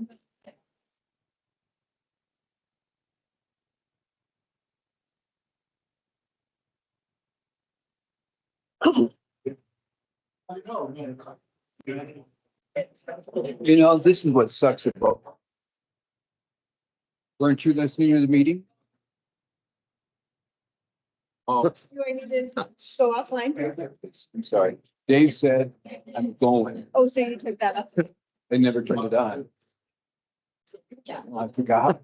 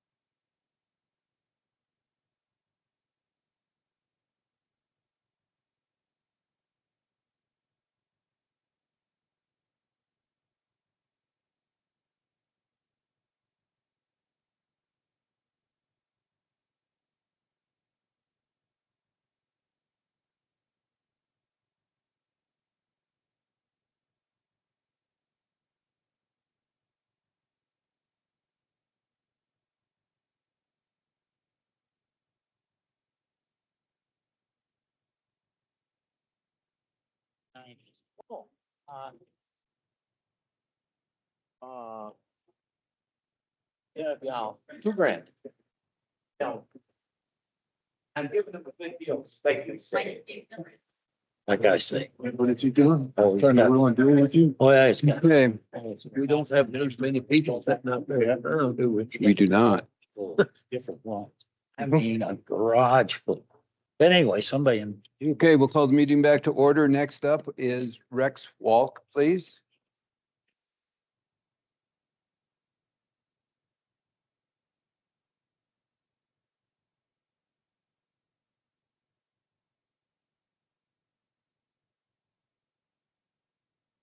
Morning. Good morning.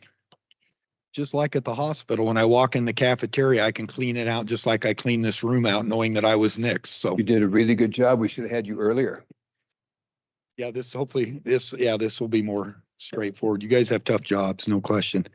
A year ago today, thanks for having me again. So I think I was here 2 weeks ago, so we're back.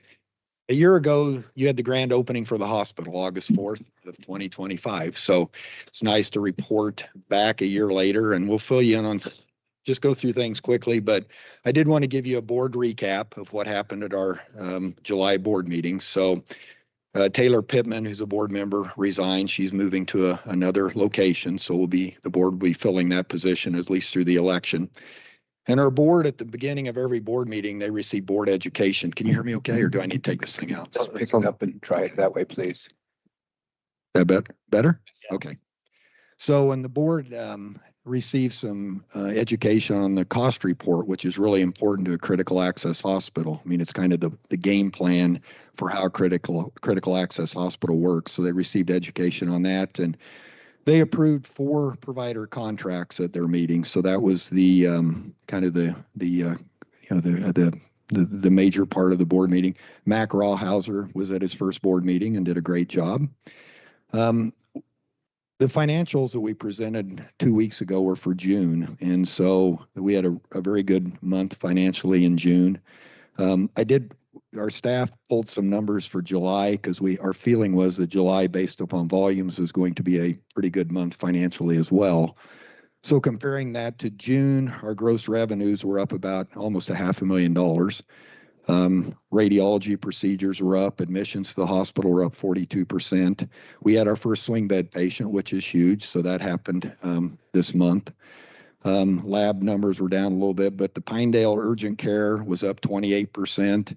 Clinic numbers were actually down 15%. The Marbleton Clinic urgent care was down 12%, but its clinic volumes were up 21%. So we have some more numbers to figure. So if I come back in 2 weeks, I'll have July's financials, and we'll share those. I know we're missing some revenue, so the numbers shouldn't look any worse than this. They should actually look better. So we continue work on our procedure room, our OR that we're working on. I think most of you guys know that we have 7,200 square feet of shelled in space.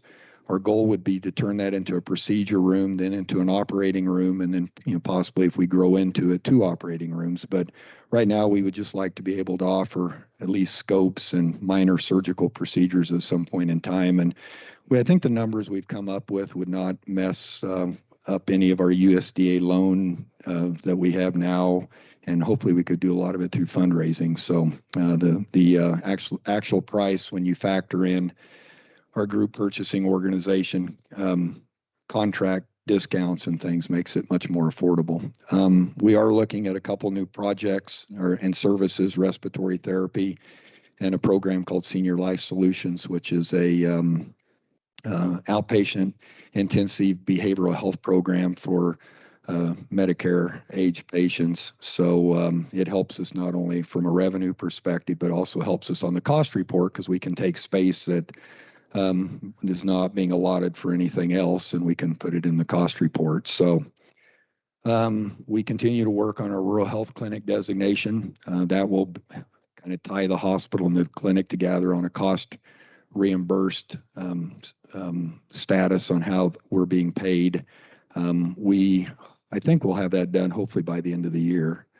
And then once we have filed our cost report, we're looking at getting our 340B status, which definitely helps us financially, reduces drug costs, and then it allows us to do infusion therapy at the hospital as well. So many things coming now that we celebrated our first year anniversary. Tomorrow we'll have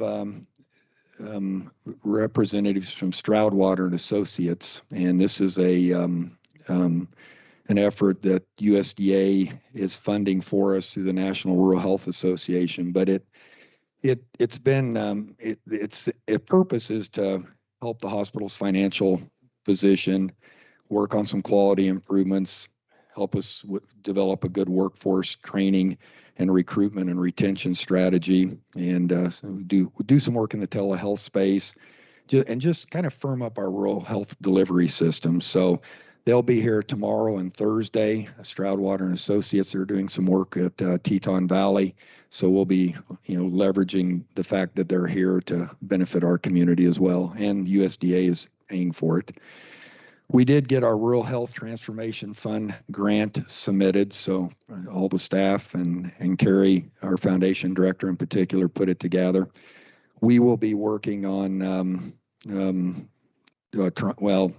maintaining our ED, our emergency services, doing some work with trauma and imaging as far as stroke protocols are concerned, and then doing a collaborative with St. John on just some things we're already doing. So that's the kind of the crux of our grant we submitted. So we should hear back, I think, in September, and then the funds are available in October. So there was $204 million made available through the One Big Beautiful Bill that Wyoming has access to. And so every year, we'll have to submit justifications and probably look at adding a couple more services to check a few more boxes in the grant in 2027. So our big focus since we met 2 weeks ago and continues to be revenue cycle. And now that we've been open a year, there's a lot of claims that will age out. So we're putting a focus on making sure we get those out the door.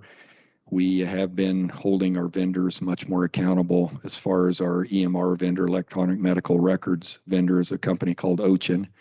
We have a coding company. We have billers remote, just making sure everybody's doing what they need to do. And it's terribly complicated venture for coding and billing. Both have become really, really complicated. So what our plan is actually, because we have a lot of stuff aging out, we've got kind of adopted a military strategy. We have a surge going on to make sure we have the right people to get the bills out the door and to do the follow-up. And then once we get that done, hopefully in 60 days, 30, 60, 90 days, then we'll look at more of a long-term strategy to make sure not only we're getting bills out the door, but they're bills that this would be, something that would be an aspirational goal, to make sure they're bills that people can understand and read and be able, when they get them, to understand what they are and what they're for. So we'll be working on that. We are looking at radiology services. We've got 3 vendors looking at not only the radiology piece, the PACS where everything's stored, but also looking at the radiology groups providing that service. So trying to make the very best decision possible, and hopefully we can reduce some costs there as well. We really have been focusing on cost reduction. We will be moving to Medline on August 17th. That's a big distributor. Our distribution fees will be about 1.5% to 1.75%.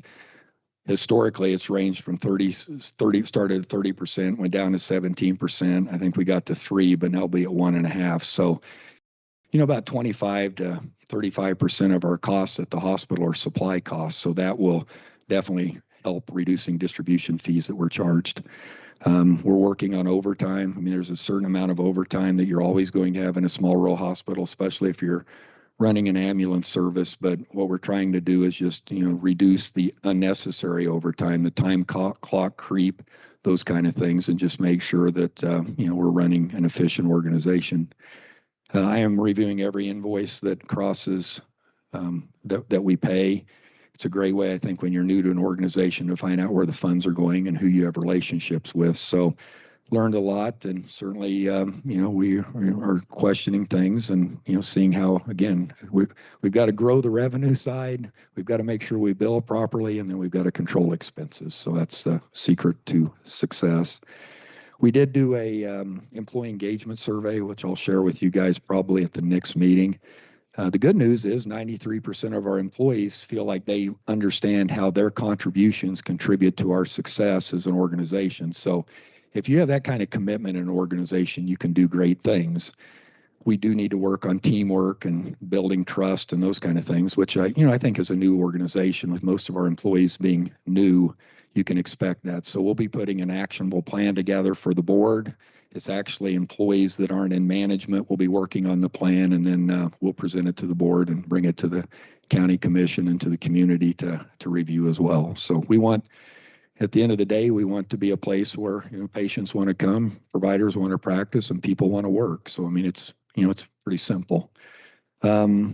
We do have this is the first place I've been in a long time where you actually don't have to fudge the truth to recruit physicians. So we have 3 residents in their 3rd year of residency that are interested in making Pinedale their home and being part of our medical community. So before we do that, we just want to make sure we do the proper planning to make sure that that we have the needs here and get our provider community and board involved in that. So we do have Sonia Klein starting here this month. She'll work in our emergency or in our urgent care clinic and help in the clinic from time to time. Sonia's from Pinedale. She was on the 30-year float at the parade. So it's exciting that she's coming back home, and I don't remember her maiden name. So she's only told me 3 or 4 times. So and then we have Julia Bloom starting on September 7th. She'll be doing primary care. She graduated from the nurse practitioner program, and she will be doing women's health and working on certifications to do more services there. So primarily right now, primary care and some limited women's health services. So if you're interested, maybe not you guys, but on September 7th and before then, she'll be accepting patients and will be in Pinedale and helping out in Marbleton from time to time. Other than that, I think that's it. Our focus is making sure that we are getting our revenue cycle in order. And, again, we're just surging efforts to get things out the door so it doesn't age out. And then making sure that, our bills are properly coded and that they're correct when they go out. And, we'll have hopefully more to report in 2 weeks or, in your next, in 30 days at your next board meeting. So other than that, I'm open to questions or whatever. I just really appreciate the opportunity. And I don't know, it seems like it's fortuitous in a way. I mean, this is the anniversary of the hospital and it's my birthday. So how great is that, right? So meant to be. So anyhow, do you guys have any questions? Happy birthday. We're glad. Well, thanks. We're I normally wouldn't say it, but since it's tied to something significant here, I bring it up. Otherwise, no one would have known. So, well, the nice thing about it is we bought you breakfast. Thanks for buying me breakfast. Yeah, I appreciate that. Happy birthday. Thanks. Any questions about anything? Mr. Chairman.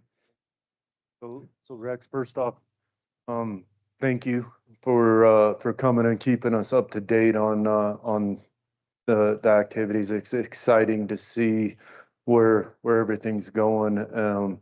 I'd like to back up to the big, beautiful bill. I know when that first rolled out, there was some animosity at the state level of how that money was going to get divvied out to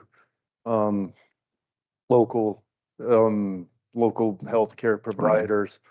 My question is, who ended up being the ultimate decision maker? And can you give me a quick rundown of the sideboards on how they're deciding how to divvy that money? Well, I mean, it's coming through the Department of Health, and I know I was on a call with the management company, some of their other CEOs, Health Tech, and I know a lot of states, Wisconsin, provided all the money to the bigger hospitals, and I guess requested they pass out the money, and obviously that probably won't work well, and not with the intention of improving rural healthcare. Ours was pretty simple as far as just marking boxes and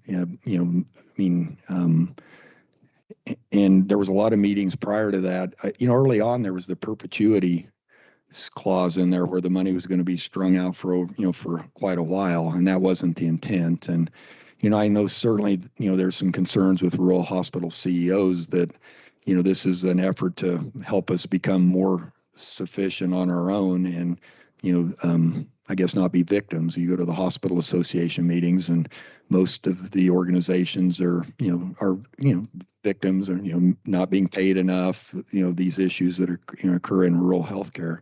But there's opportunities there, and they're the keeper. They submitted the proposal, the state of Wyoming Department of Health, and went back and revised it so the funds could flow through. I think we were the last state that actually had their plan approved, so that we've been kind of in a shorter time frame for getting our proposal submitted. I think the funds are available in September, and then we've got to start spending the money before October, which obviously won't be a problem. So.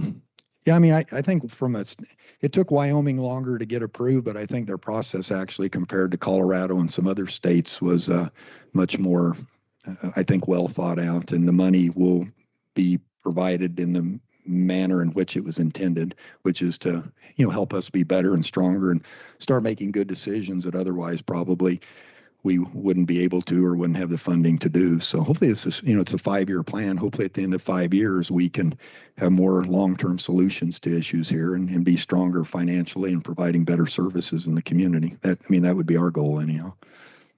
No, thank Sorry, you. that's a long-winded answer. Oh, that was perfect. Thank you and happy birthday. And, oh, thanks. Anything else, Doug? Yes, I do have it. I've got a couple of questions, but first of all, I'm going to follow up with Commissioner White. There was been a time when the hospital district would make a presentation, but it was so far apart, you're not sure who was going to be at the podium. Mm-hmm. It's good to know that we have the opportunity to see the same face every 2 weeks or whenever you get here. I really appreciate that. I want you to know. Thanks. Well, I'm glad to come here. The life expectancy for somebody in my position is 1.5 years. So let's see if we can beat the odds here. Okay, so I do have a couple of questions. Sure. When you call over here, there is no hospital phone number, and I don't know why would that be. You can call and get an answer at the clinic, and you can call and get an answer at the Heritage. But there's no phone number listed for the hospital. It's on the website. Yeah. I don't know. Yeah. So that might help volumes if we get a phone number put in. Okay, I'll check on that and get back to you. I don't know. Oh, we can't find. I think I did ask this question. I think you've got to go to a different, like a behind the front page. It needs to be on the front page. We'll get that fixed. Okay. So we tried to find it, but okay. We could find the clinic and the Heritage, but and the clinic would leave a number or a voicemail that said, yes, we open at 10 o'clock. That doesn't help if you're trying to call earlier. Enough said about that. No, yeah, thanks. We'll get an answer before then, but I'll report publicly at the next meeting on both of those. Sometimes you come up. We're open before 10 o'clock. That I know. Dictate when you're going to need it. All over here by the time frame. So here's one. The Heritage rent has just been increased to where, when you factor in the numbers, it's $115,000 per individual. And the question I have is, does Medicaid and or Medicare pick up part of that? Because $115,000 is significant for anybody. And I've heard of issues where some folks have sold their house where they could afford to stay there. And there's something wrong with that. I know it's expensive. So how is there a fix anyway to that? Well, and I think, this is only my third long-term care facility that's been attached to the hospital, but, the spend downs and people getting rid of their assets so that, they can be on Medicare or Medicaid. It breaks your heart. So why don't I bring Don here and we can kind of go through that. We're fortunate to have Don Walker with us, who has been a long-term care administrator for a while and certified, and just go through that. But it's part of a bigger conversation, I think, really, because that's people have worked their entire life to save resources. They shouldn't have to spend it down or, do things to be able to afford that. And those, I mean, I don't know where our costs stack up with other long-term care facilities. It's obviously a very beautiful building and facility, which, the other places I've been, it was kind of, they were locked in the 80s or 90s, and we were always going to fix them up when we got ahead, and that never happened. So let me take that one back, and we'll report back to you. But it's just the way it kind of works if you're going to get on Medicaid. Otherwise, it is really expensive. So, Well, I know that, and I look. I don't know if that number, you said 115 a year. 115,000. I just talked to, it starts, that's on a year basis. It just starts, that increase just started this month, August. Well, and and the other, I know it also is based upon the rates that are set by the state and the federal government for Medicare and Medicaid rates. So you have to kind of keep up and balance that out too, or you'll run into other issues. So why don't we'll do next meeting I come back to, we'll spend 5 or 10 minutes not only educating you guys, but the county in general. And I think I have a meeting on August the 11th talking about the year that was, since we have our anniversary, and maybe we'll have some information we can share there to kind of do more education on that. So yeah, well, I look at those numbers and I know they're not as right to the penny, but $100,000. That's a lot of money. In 10 years, it's $1 million. And a lot of Exactly. folks don't have that in their savings. Right. I certainly don't, and how many people in this part of the country do? Probably Right. not that many. There are some, I understand that, but that's, in my opinion, that's where the aged are supposed to be able to go and not have to worry about, do I have to sell everything I need to afford to live there for another year or two? Right. I don't know what the fix is. If maybe there is not a fix, but well, we owe you an answer. We owe you an answer for sure in the community, because the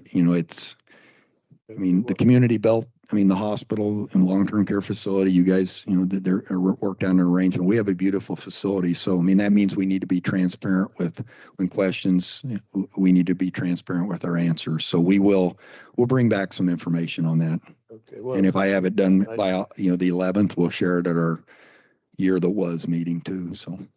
Yeah. Well, I don't mean to put you on the spot, but maybe in fact I did think about, because I think that's your job. Quite it is. No, it is absolutely. And we were joking at breakfast. I didn't pull the Fauci on you, so so we'll get answers. We promise. Okay. Well, I appreciate that. Thank you very much.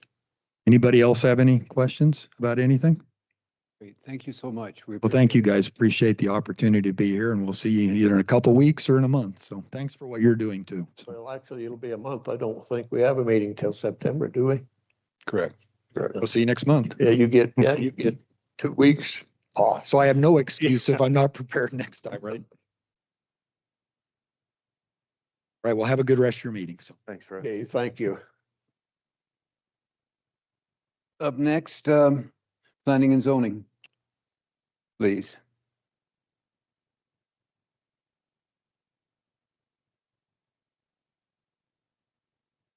Chairman Bernard, is this on? I don't know. I don't think so.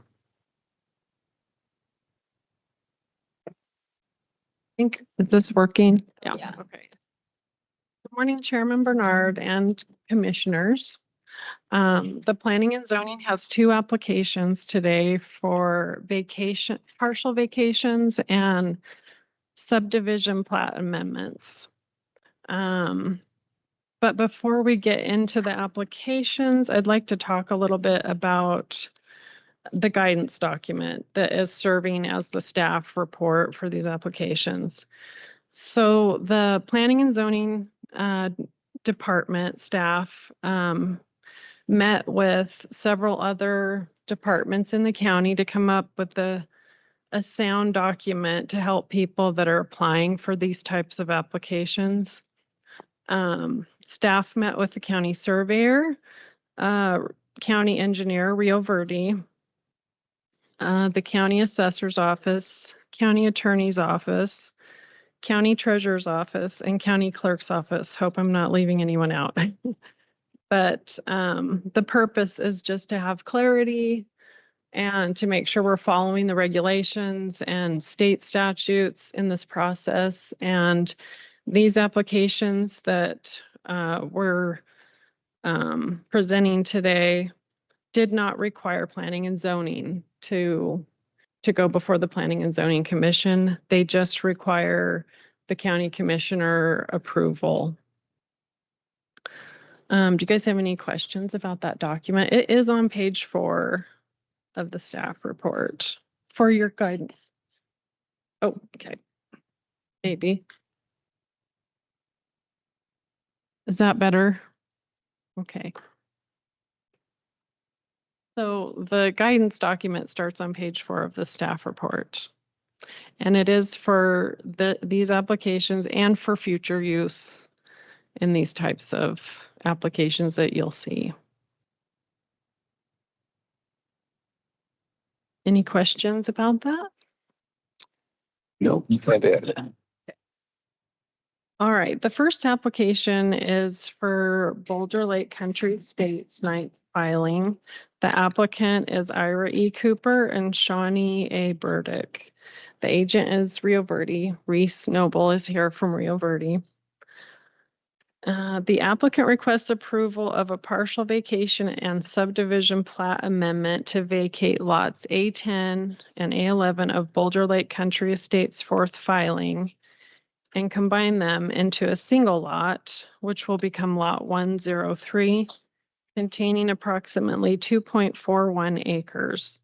The purpose of the application is to officially merge the two existing lots and eliminate the internal setback between them. No change in zoning is proposed. Refer to the plat map. It's on the, I think they're in the back, both plat maps for both applications. Showing the location for the final plat.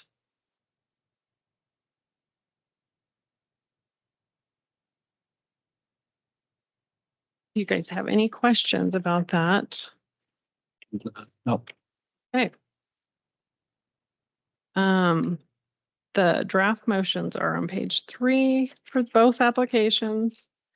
Do you want to do the first one before I present the second application? Please. Well, Mr. Chairman, I move to approve the final plat of Boulder Lake Country Estates 9th filing, vacating lots A10, lot A11, and creating lot 103, subject to recording of the approved plat within Sublette County, within the Sublette County Clerk's office. You have a motion in that regard. Is there a second?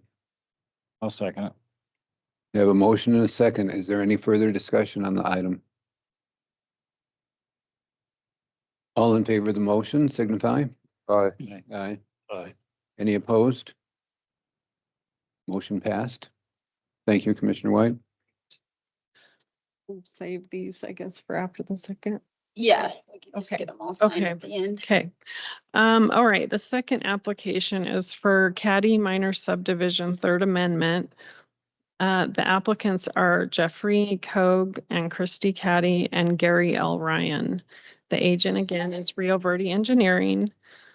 The applicant requests approval of a partial vacation and subdivision plat amendment to vacate lot 5 of the Caddy Minor Subdivision 2nd Amendment and create lot 6.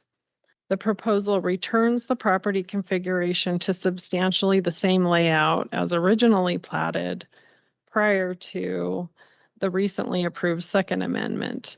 The proposed lot 6 contains approximately 10.01 acres. No change in zoning is proposed. And then again, refer to the last page for that plat. Do you guys have any questions about that one? Are there any questions? So how long ago did it get split up? It was in the fall, last fall, I Oh, think. it's awful familiar. Yes. And they are basically kind of going back, it looks like, to what it was before, very closely. So, Mr. Chairman, so where it goes back to 10 acres, 10.01, 10 acres basically. So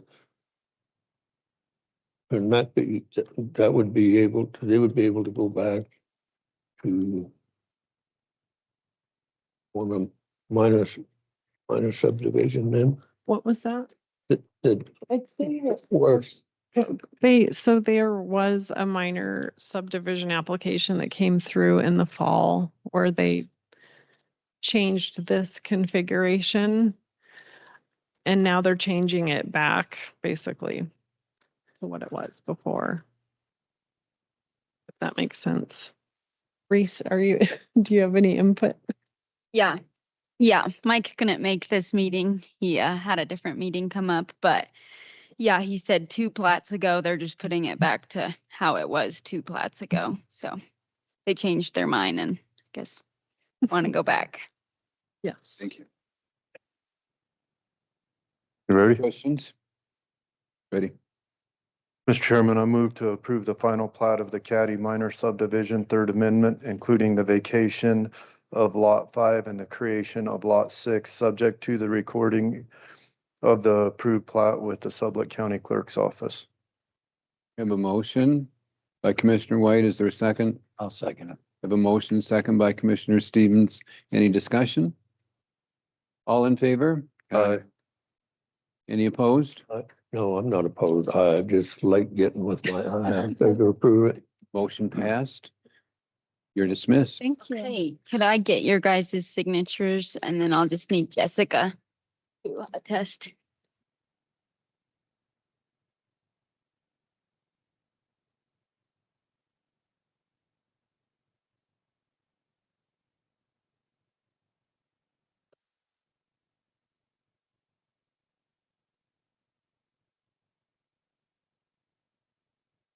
Special.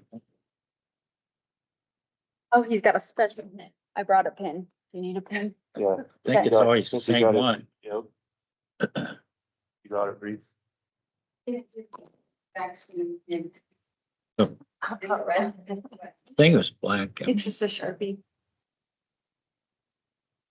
Is a normal pen. Is that good?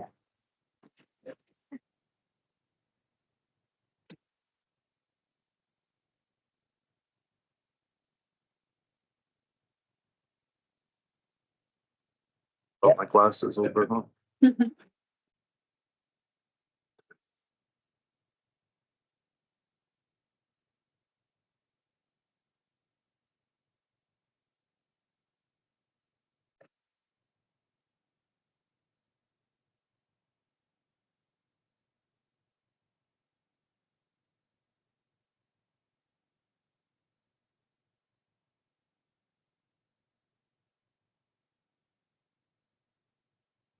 So blue or black. Got one of these First Bank. I don't know how good it is. Jessica probably knows more about that. It finds some favorite thing. I think something like that.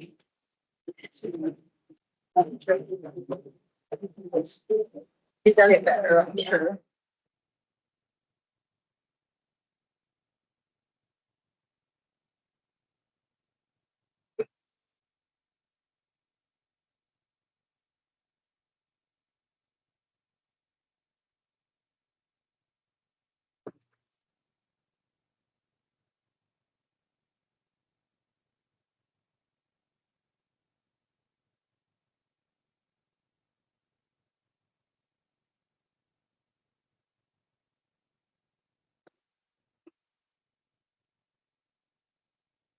Still good. Thank you very much.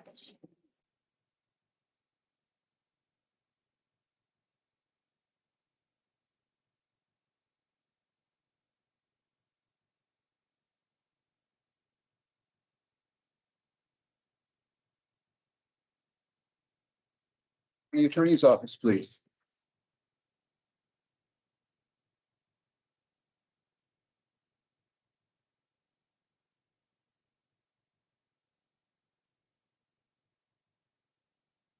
So this is basically our mapping contract.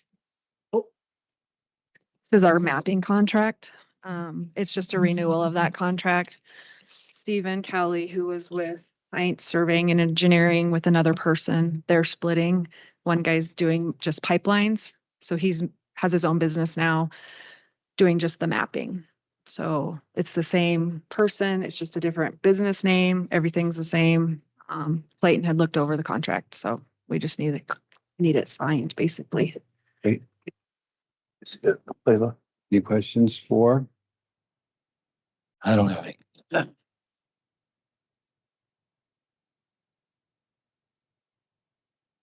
Mr. Chairman, I move to approve the contract entered between Sublette County, a political subdivision of the state of Wyoming, and Oxide Mapping LLC as presented. We have a motion by Commissioner White. Is there a second? I'll second it. I have a motion by Commissioner White, second by Commissioner Stevens. Any discussion? All in favor? Aye. Aye. Any opposed? Motion passed.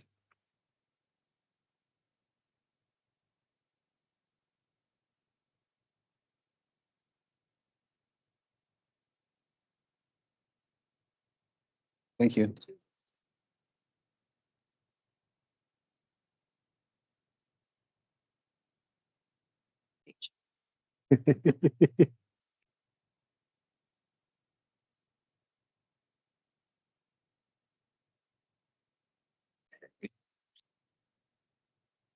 Thank you. Sure, Clayton made that and add that part of it, didn't he?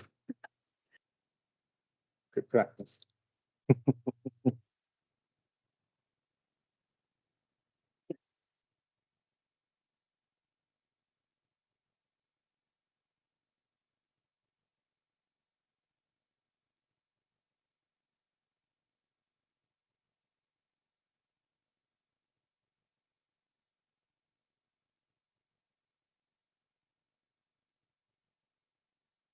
Thank you.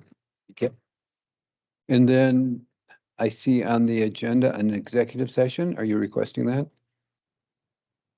Yeah, yes, Yes, you are. yes. Okay. And it would be under not 14, but 16-4-405. 16, Yeah. you say. Okay. Is there a motion? I move to go into executive session. Have a motion to go into executive session. Is there a second? Motion second. Any discussion? All in favor? Aye. Aye. Any opposed? We're now going into executive session. Please excuse us for a bit. Mr. Chairman, is that small boardroom? It might be easier for us Yes. to go out there if that small boardroom Well, is there was a available. person in there earlier. I saw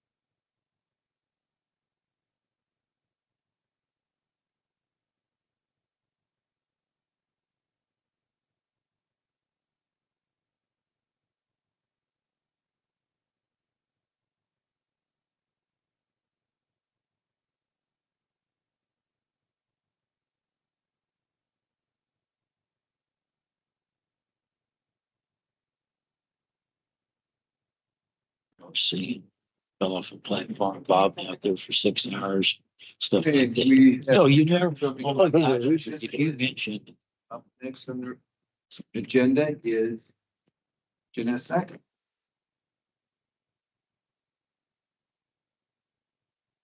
You, Mr. Chairman. Read up that.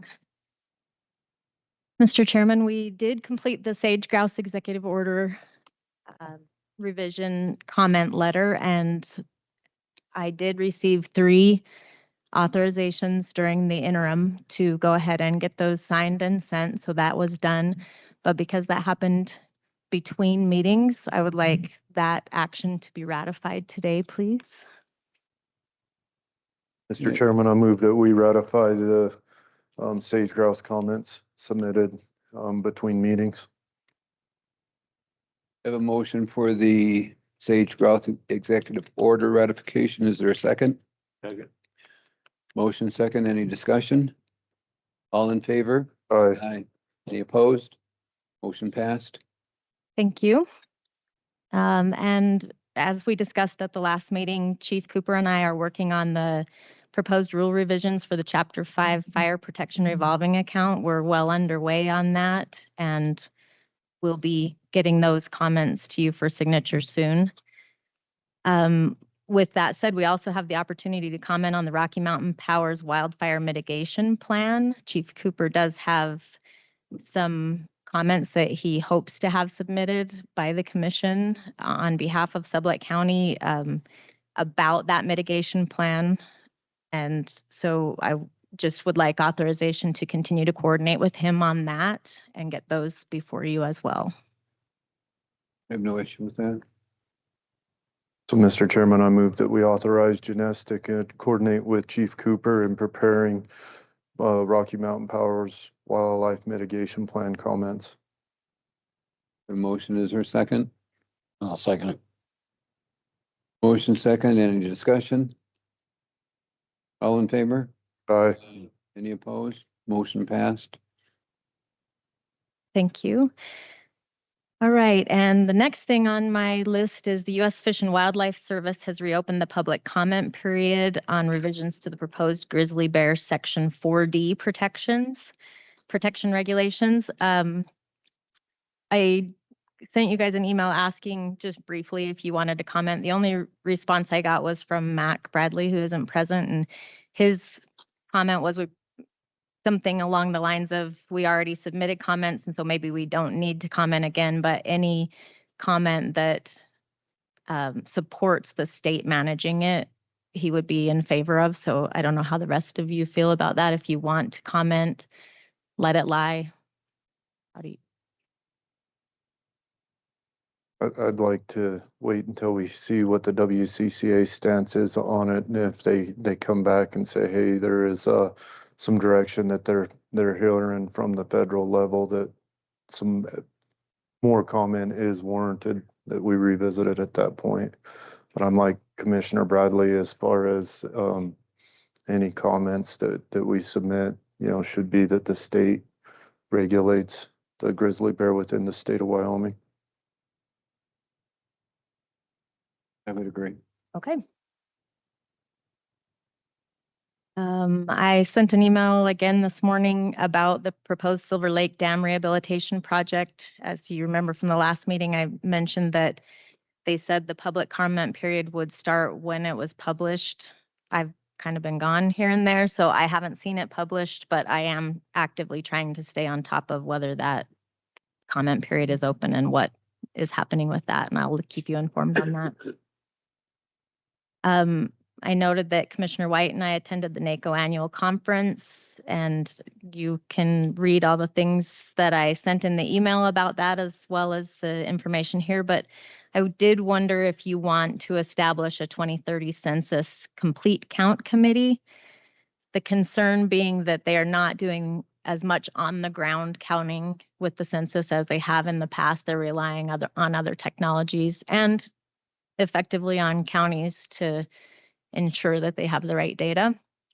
And so there are a certain number of entities and stakeholders within the county that we could appoint to this type of a committee to ensure that when that comes out, it is correct, there would be implications on our voting districts. I'm saying that wrong, but I think you know what I'm talking about. Redistricting of our Senate and representative districts, and there would be potential implications on funding. So it doesn't need to be decided today, but if you want to give me an idea of kind of what you're thinking, if you do want to have some type of committee like that, we could get that ball rolling. I think it'd be a good idea. I agree. Mr. Chairman, I think, so much of our PILT funding, SRS funding has all been switched over to population based on what we get instead of land based, along with the voting districts and how it works. I think that it would behoove us to have somebody in our county say, yeah, we agree with how you guys have done the census and estimated the population of Sublette County, or no, we don't agree, and here is why. So I don't know how a committee would work. I don't know how and what we would do, but I would definitely put you in charge of it. I'm in charge of it. I'll keep my mouth shut the rest of the meeting. Keep that. I think that is vital to do to make sure. No, I think it is. I think we need the best, basically make sure that we're getting represented right at the state and federal level. Yeah. Mr. Chairman, they did have a sort of a 2030 hit that they passed out. So I would like to have that back, but if anybody wants to look at it, Sam's committee. yeah, Sam's committee, Sam, we'll trade documentation. We identified that already. Anyway, that is the ideas they have for how to go about it and what it will or may impact. So, and if you want any other documentation, I did bring a lot of stuff today. So if there was another topic that I mentioned in that NACO report that you're interested in, let me know and I may have some more information about it. I will merge two different things on this. The other thing, there's an economic diversification toolkit and some ideas for how to get started with that. We've talked in the past about the Wyoming Business Council and the A2A planning. But also on my report is that the Wyoming Business Council is hosting a statewide virtual Team Wyoming huddle on August 13th from noon to 1, and they're looking for all interested parties, all stakeholders, community leaders, anybody and everybody to join that. I did make that registration link active on the packet that's online, so if any members of the public would like to join, they can. And I learned today from Cassie that there may also be something on August 12th. And I think she's here. Would you like to hear what they're doing on August 12th as well? Sure, she showed up. Good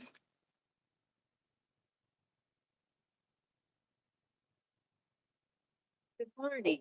So good morning. On August 12th, the Business Council is going to be hosting a listening session here in person at the Sublette Center from 5 to 7 p.m. And I just really encourage anyone. August 12th? Yes, sir. Thank you. Anyone who's passionate about the future of our community, show up and send your words out loud. A lot of the larger communities get a lot of bandwidth and space for their conversations, and it's really important that we take advantage of ours when they're in our backyard. So That's 5 o'clock to 7. yes, sir. 5 to 7, I believe. They're partnering with the Chamber of Commerce Love it. at the Sublette Center. Oh, thank you. I didn't hear you. Oh, sorry. And light refreshments if you get hangry, that'll be there to stave that off a little bit. But it's a really big movement that the Business Council is making just to make sure everyone's heard adequately. And it's here, so no travel needed. Thank you. Oh, thank you. Any questions? No, thank you. We did complete that facility assessment on the Rendezvous Point Garage, and we also notified them that the clerk's office, Jessica, is the accountable executive for future documentation. They have provided Jessica and I both with access to their portal for that. And so now we're getting public transportation emails. So I don't know if Jessica is, but I am. So anyway, that process for the time being is completed, and we are set up to continue to report on that in the future. Janess, do we know if there's any other buildings and or funding that we've taken in the past that is going to be in the same boat that we don't know about yet? I don't know about it yet. If there is. I'm unaware, but I was unaware of this at the time. So I could suggest potentially, how did the Daniel Fire Hall rebuild? That was SLIB, but was that a federal pass-through? I don't. Great question. I don't know the answer to that. So that's the thing that comes to top of mind for me right now. I don't know the answer to that.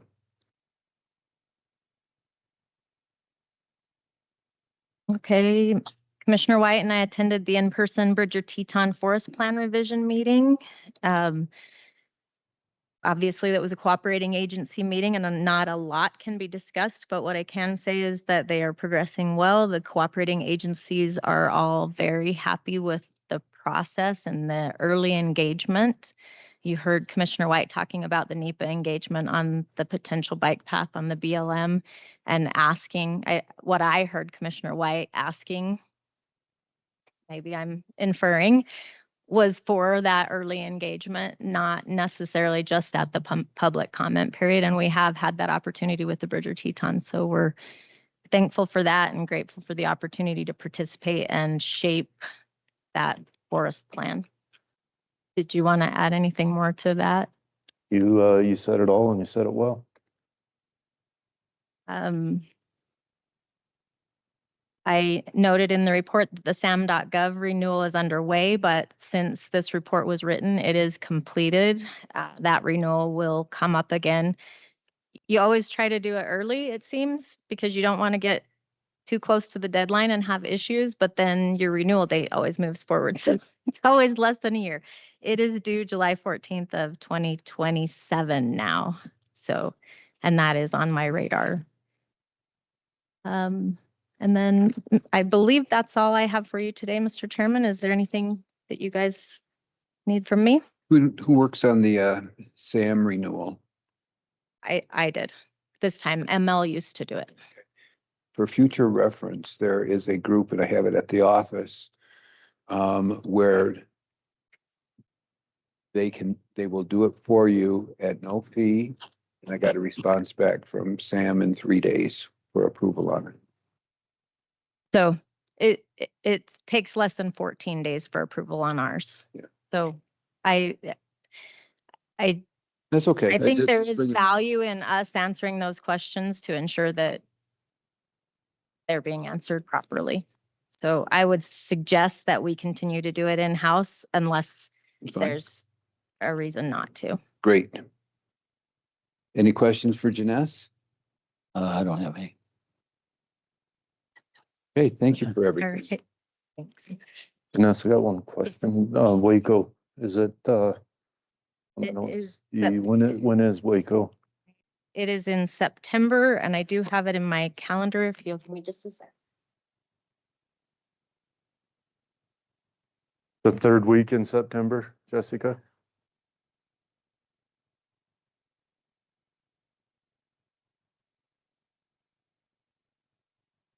Any commissioner affiliation, just to have them because sometimes that's an issue.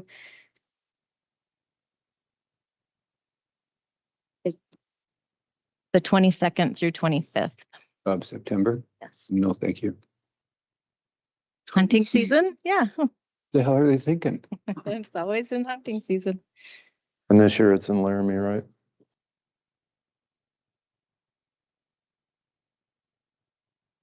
Okay. Do we want to discuss cancellation of those rooms then? I hear no here. Keep mine, please. I'll see. Okay, we'll hold off then. Yeah, a little with while. Commissioner Bradley not being here. So we'll discuss that the next time. Okay. All right. Thank you. Thank you. Do we have any permits that we need to go over? One 24-hour one here. I think The that's 24-hour daily alcoholic beverage sales permit? Thank you. Nothing else?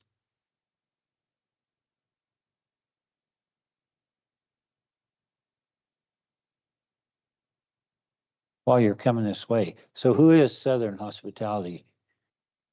You know, Southern Hospitality, the one that had the permit? Hospitality. Hospitality, do you know who they are?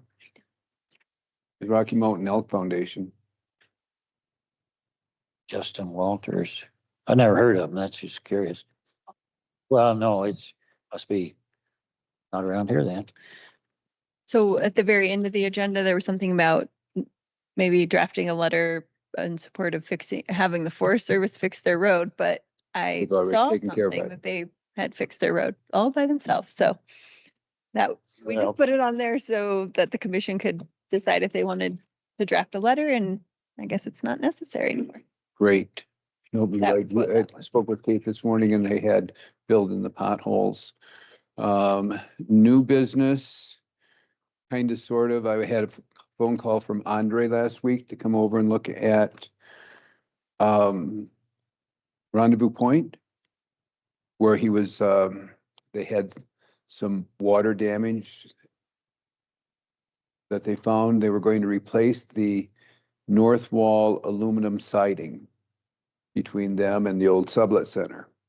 When they started to take that apart, they found that yes, there was water damage, but the underlying support for the aluminum siding was drywall. And so drywall under aluminum siding, they're going through, they have to remove the drywall, sheetrock, and then remove the old insulation that's wet. And they'll be probably putting in foam insulation and completing with a new siding. They had already budgeted for the cost of the aluminum siding, but he wasn't sure how much it would take to do the rest of the project, but he thought he could do it in-house. And so I believe that he's still gathering information on that. That's the only new that I have. I'll open it to questions, comments from the public online. Oh, yes, please. Yes, you're welcome to.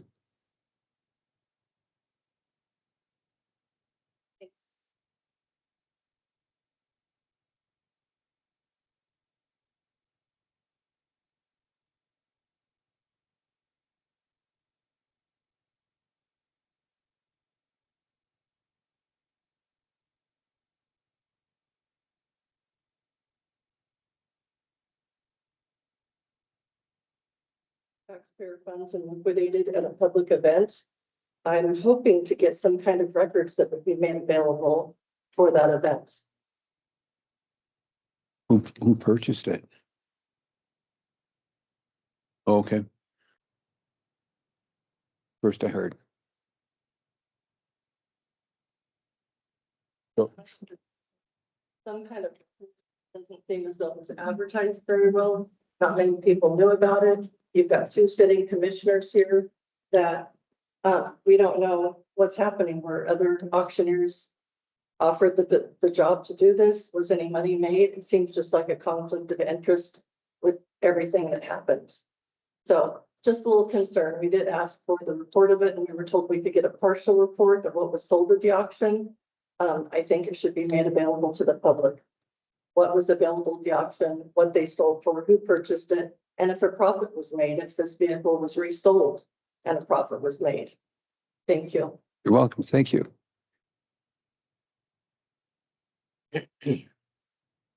And do we have your address on file so someone can send out the information to you? Great. Thank you so much. Any additional comments, questions online?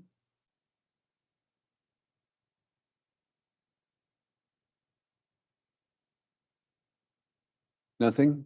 Okay. Anyone here, please? With that, we can adjourn, take a motion in that regard. So moved. Is there a second? Second. Motion, second. All in favor? Aye. Aye. Any opposed? Vote passed. Thank you. We're done. Hey, Jackie, wait a minute. Janess,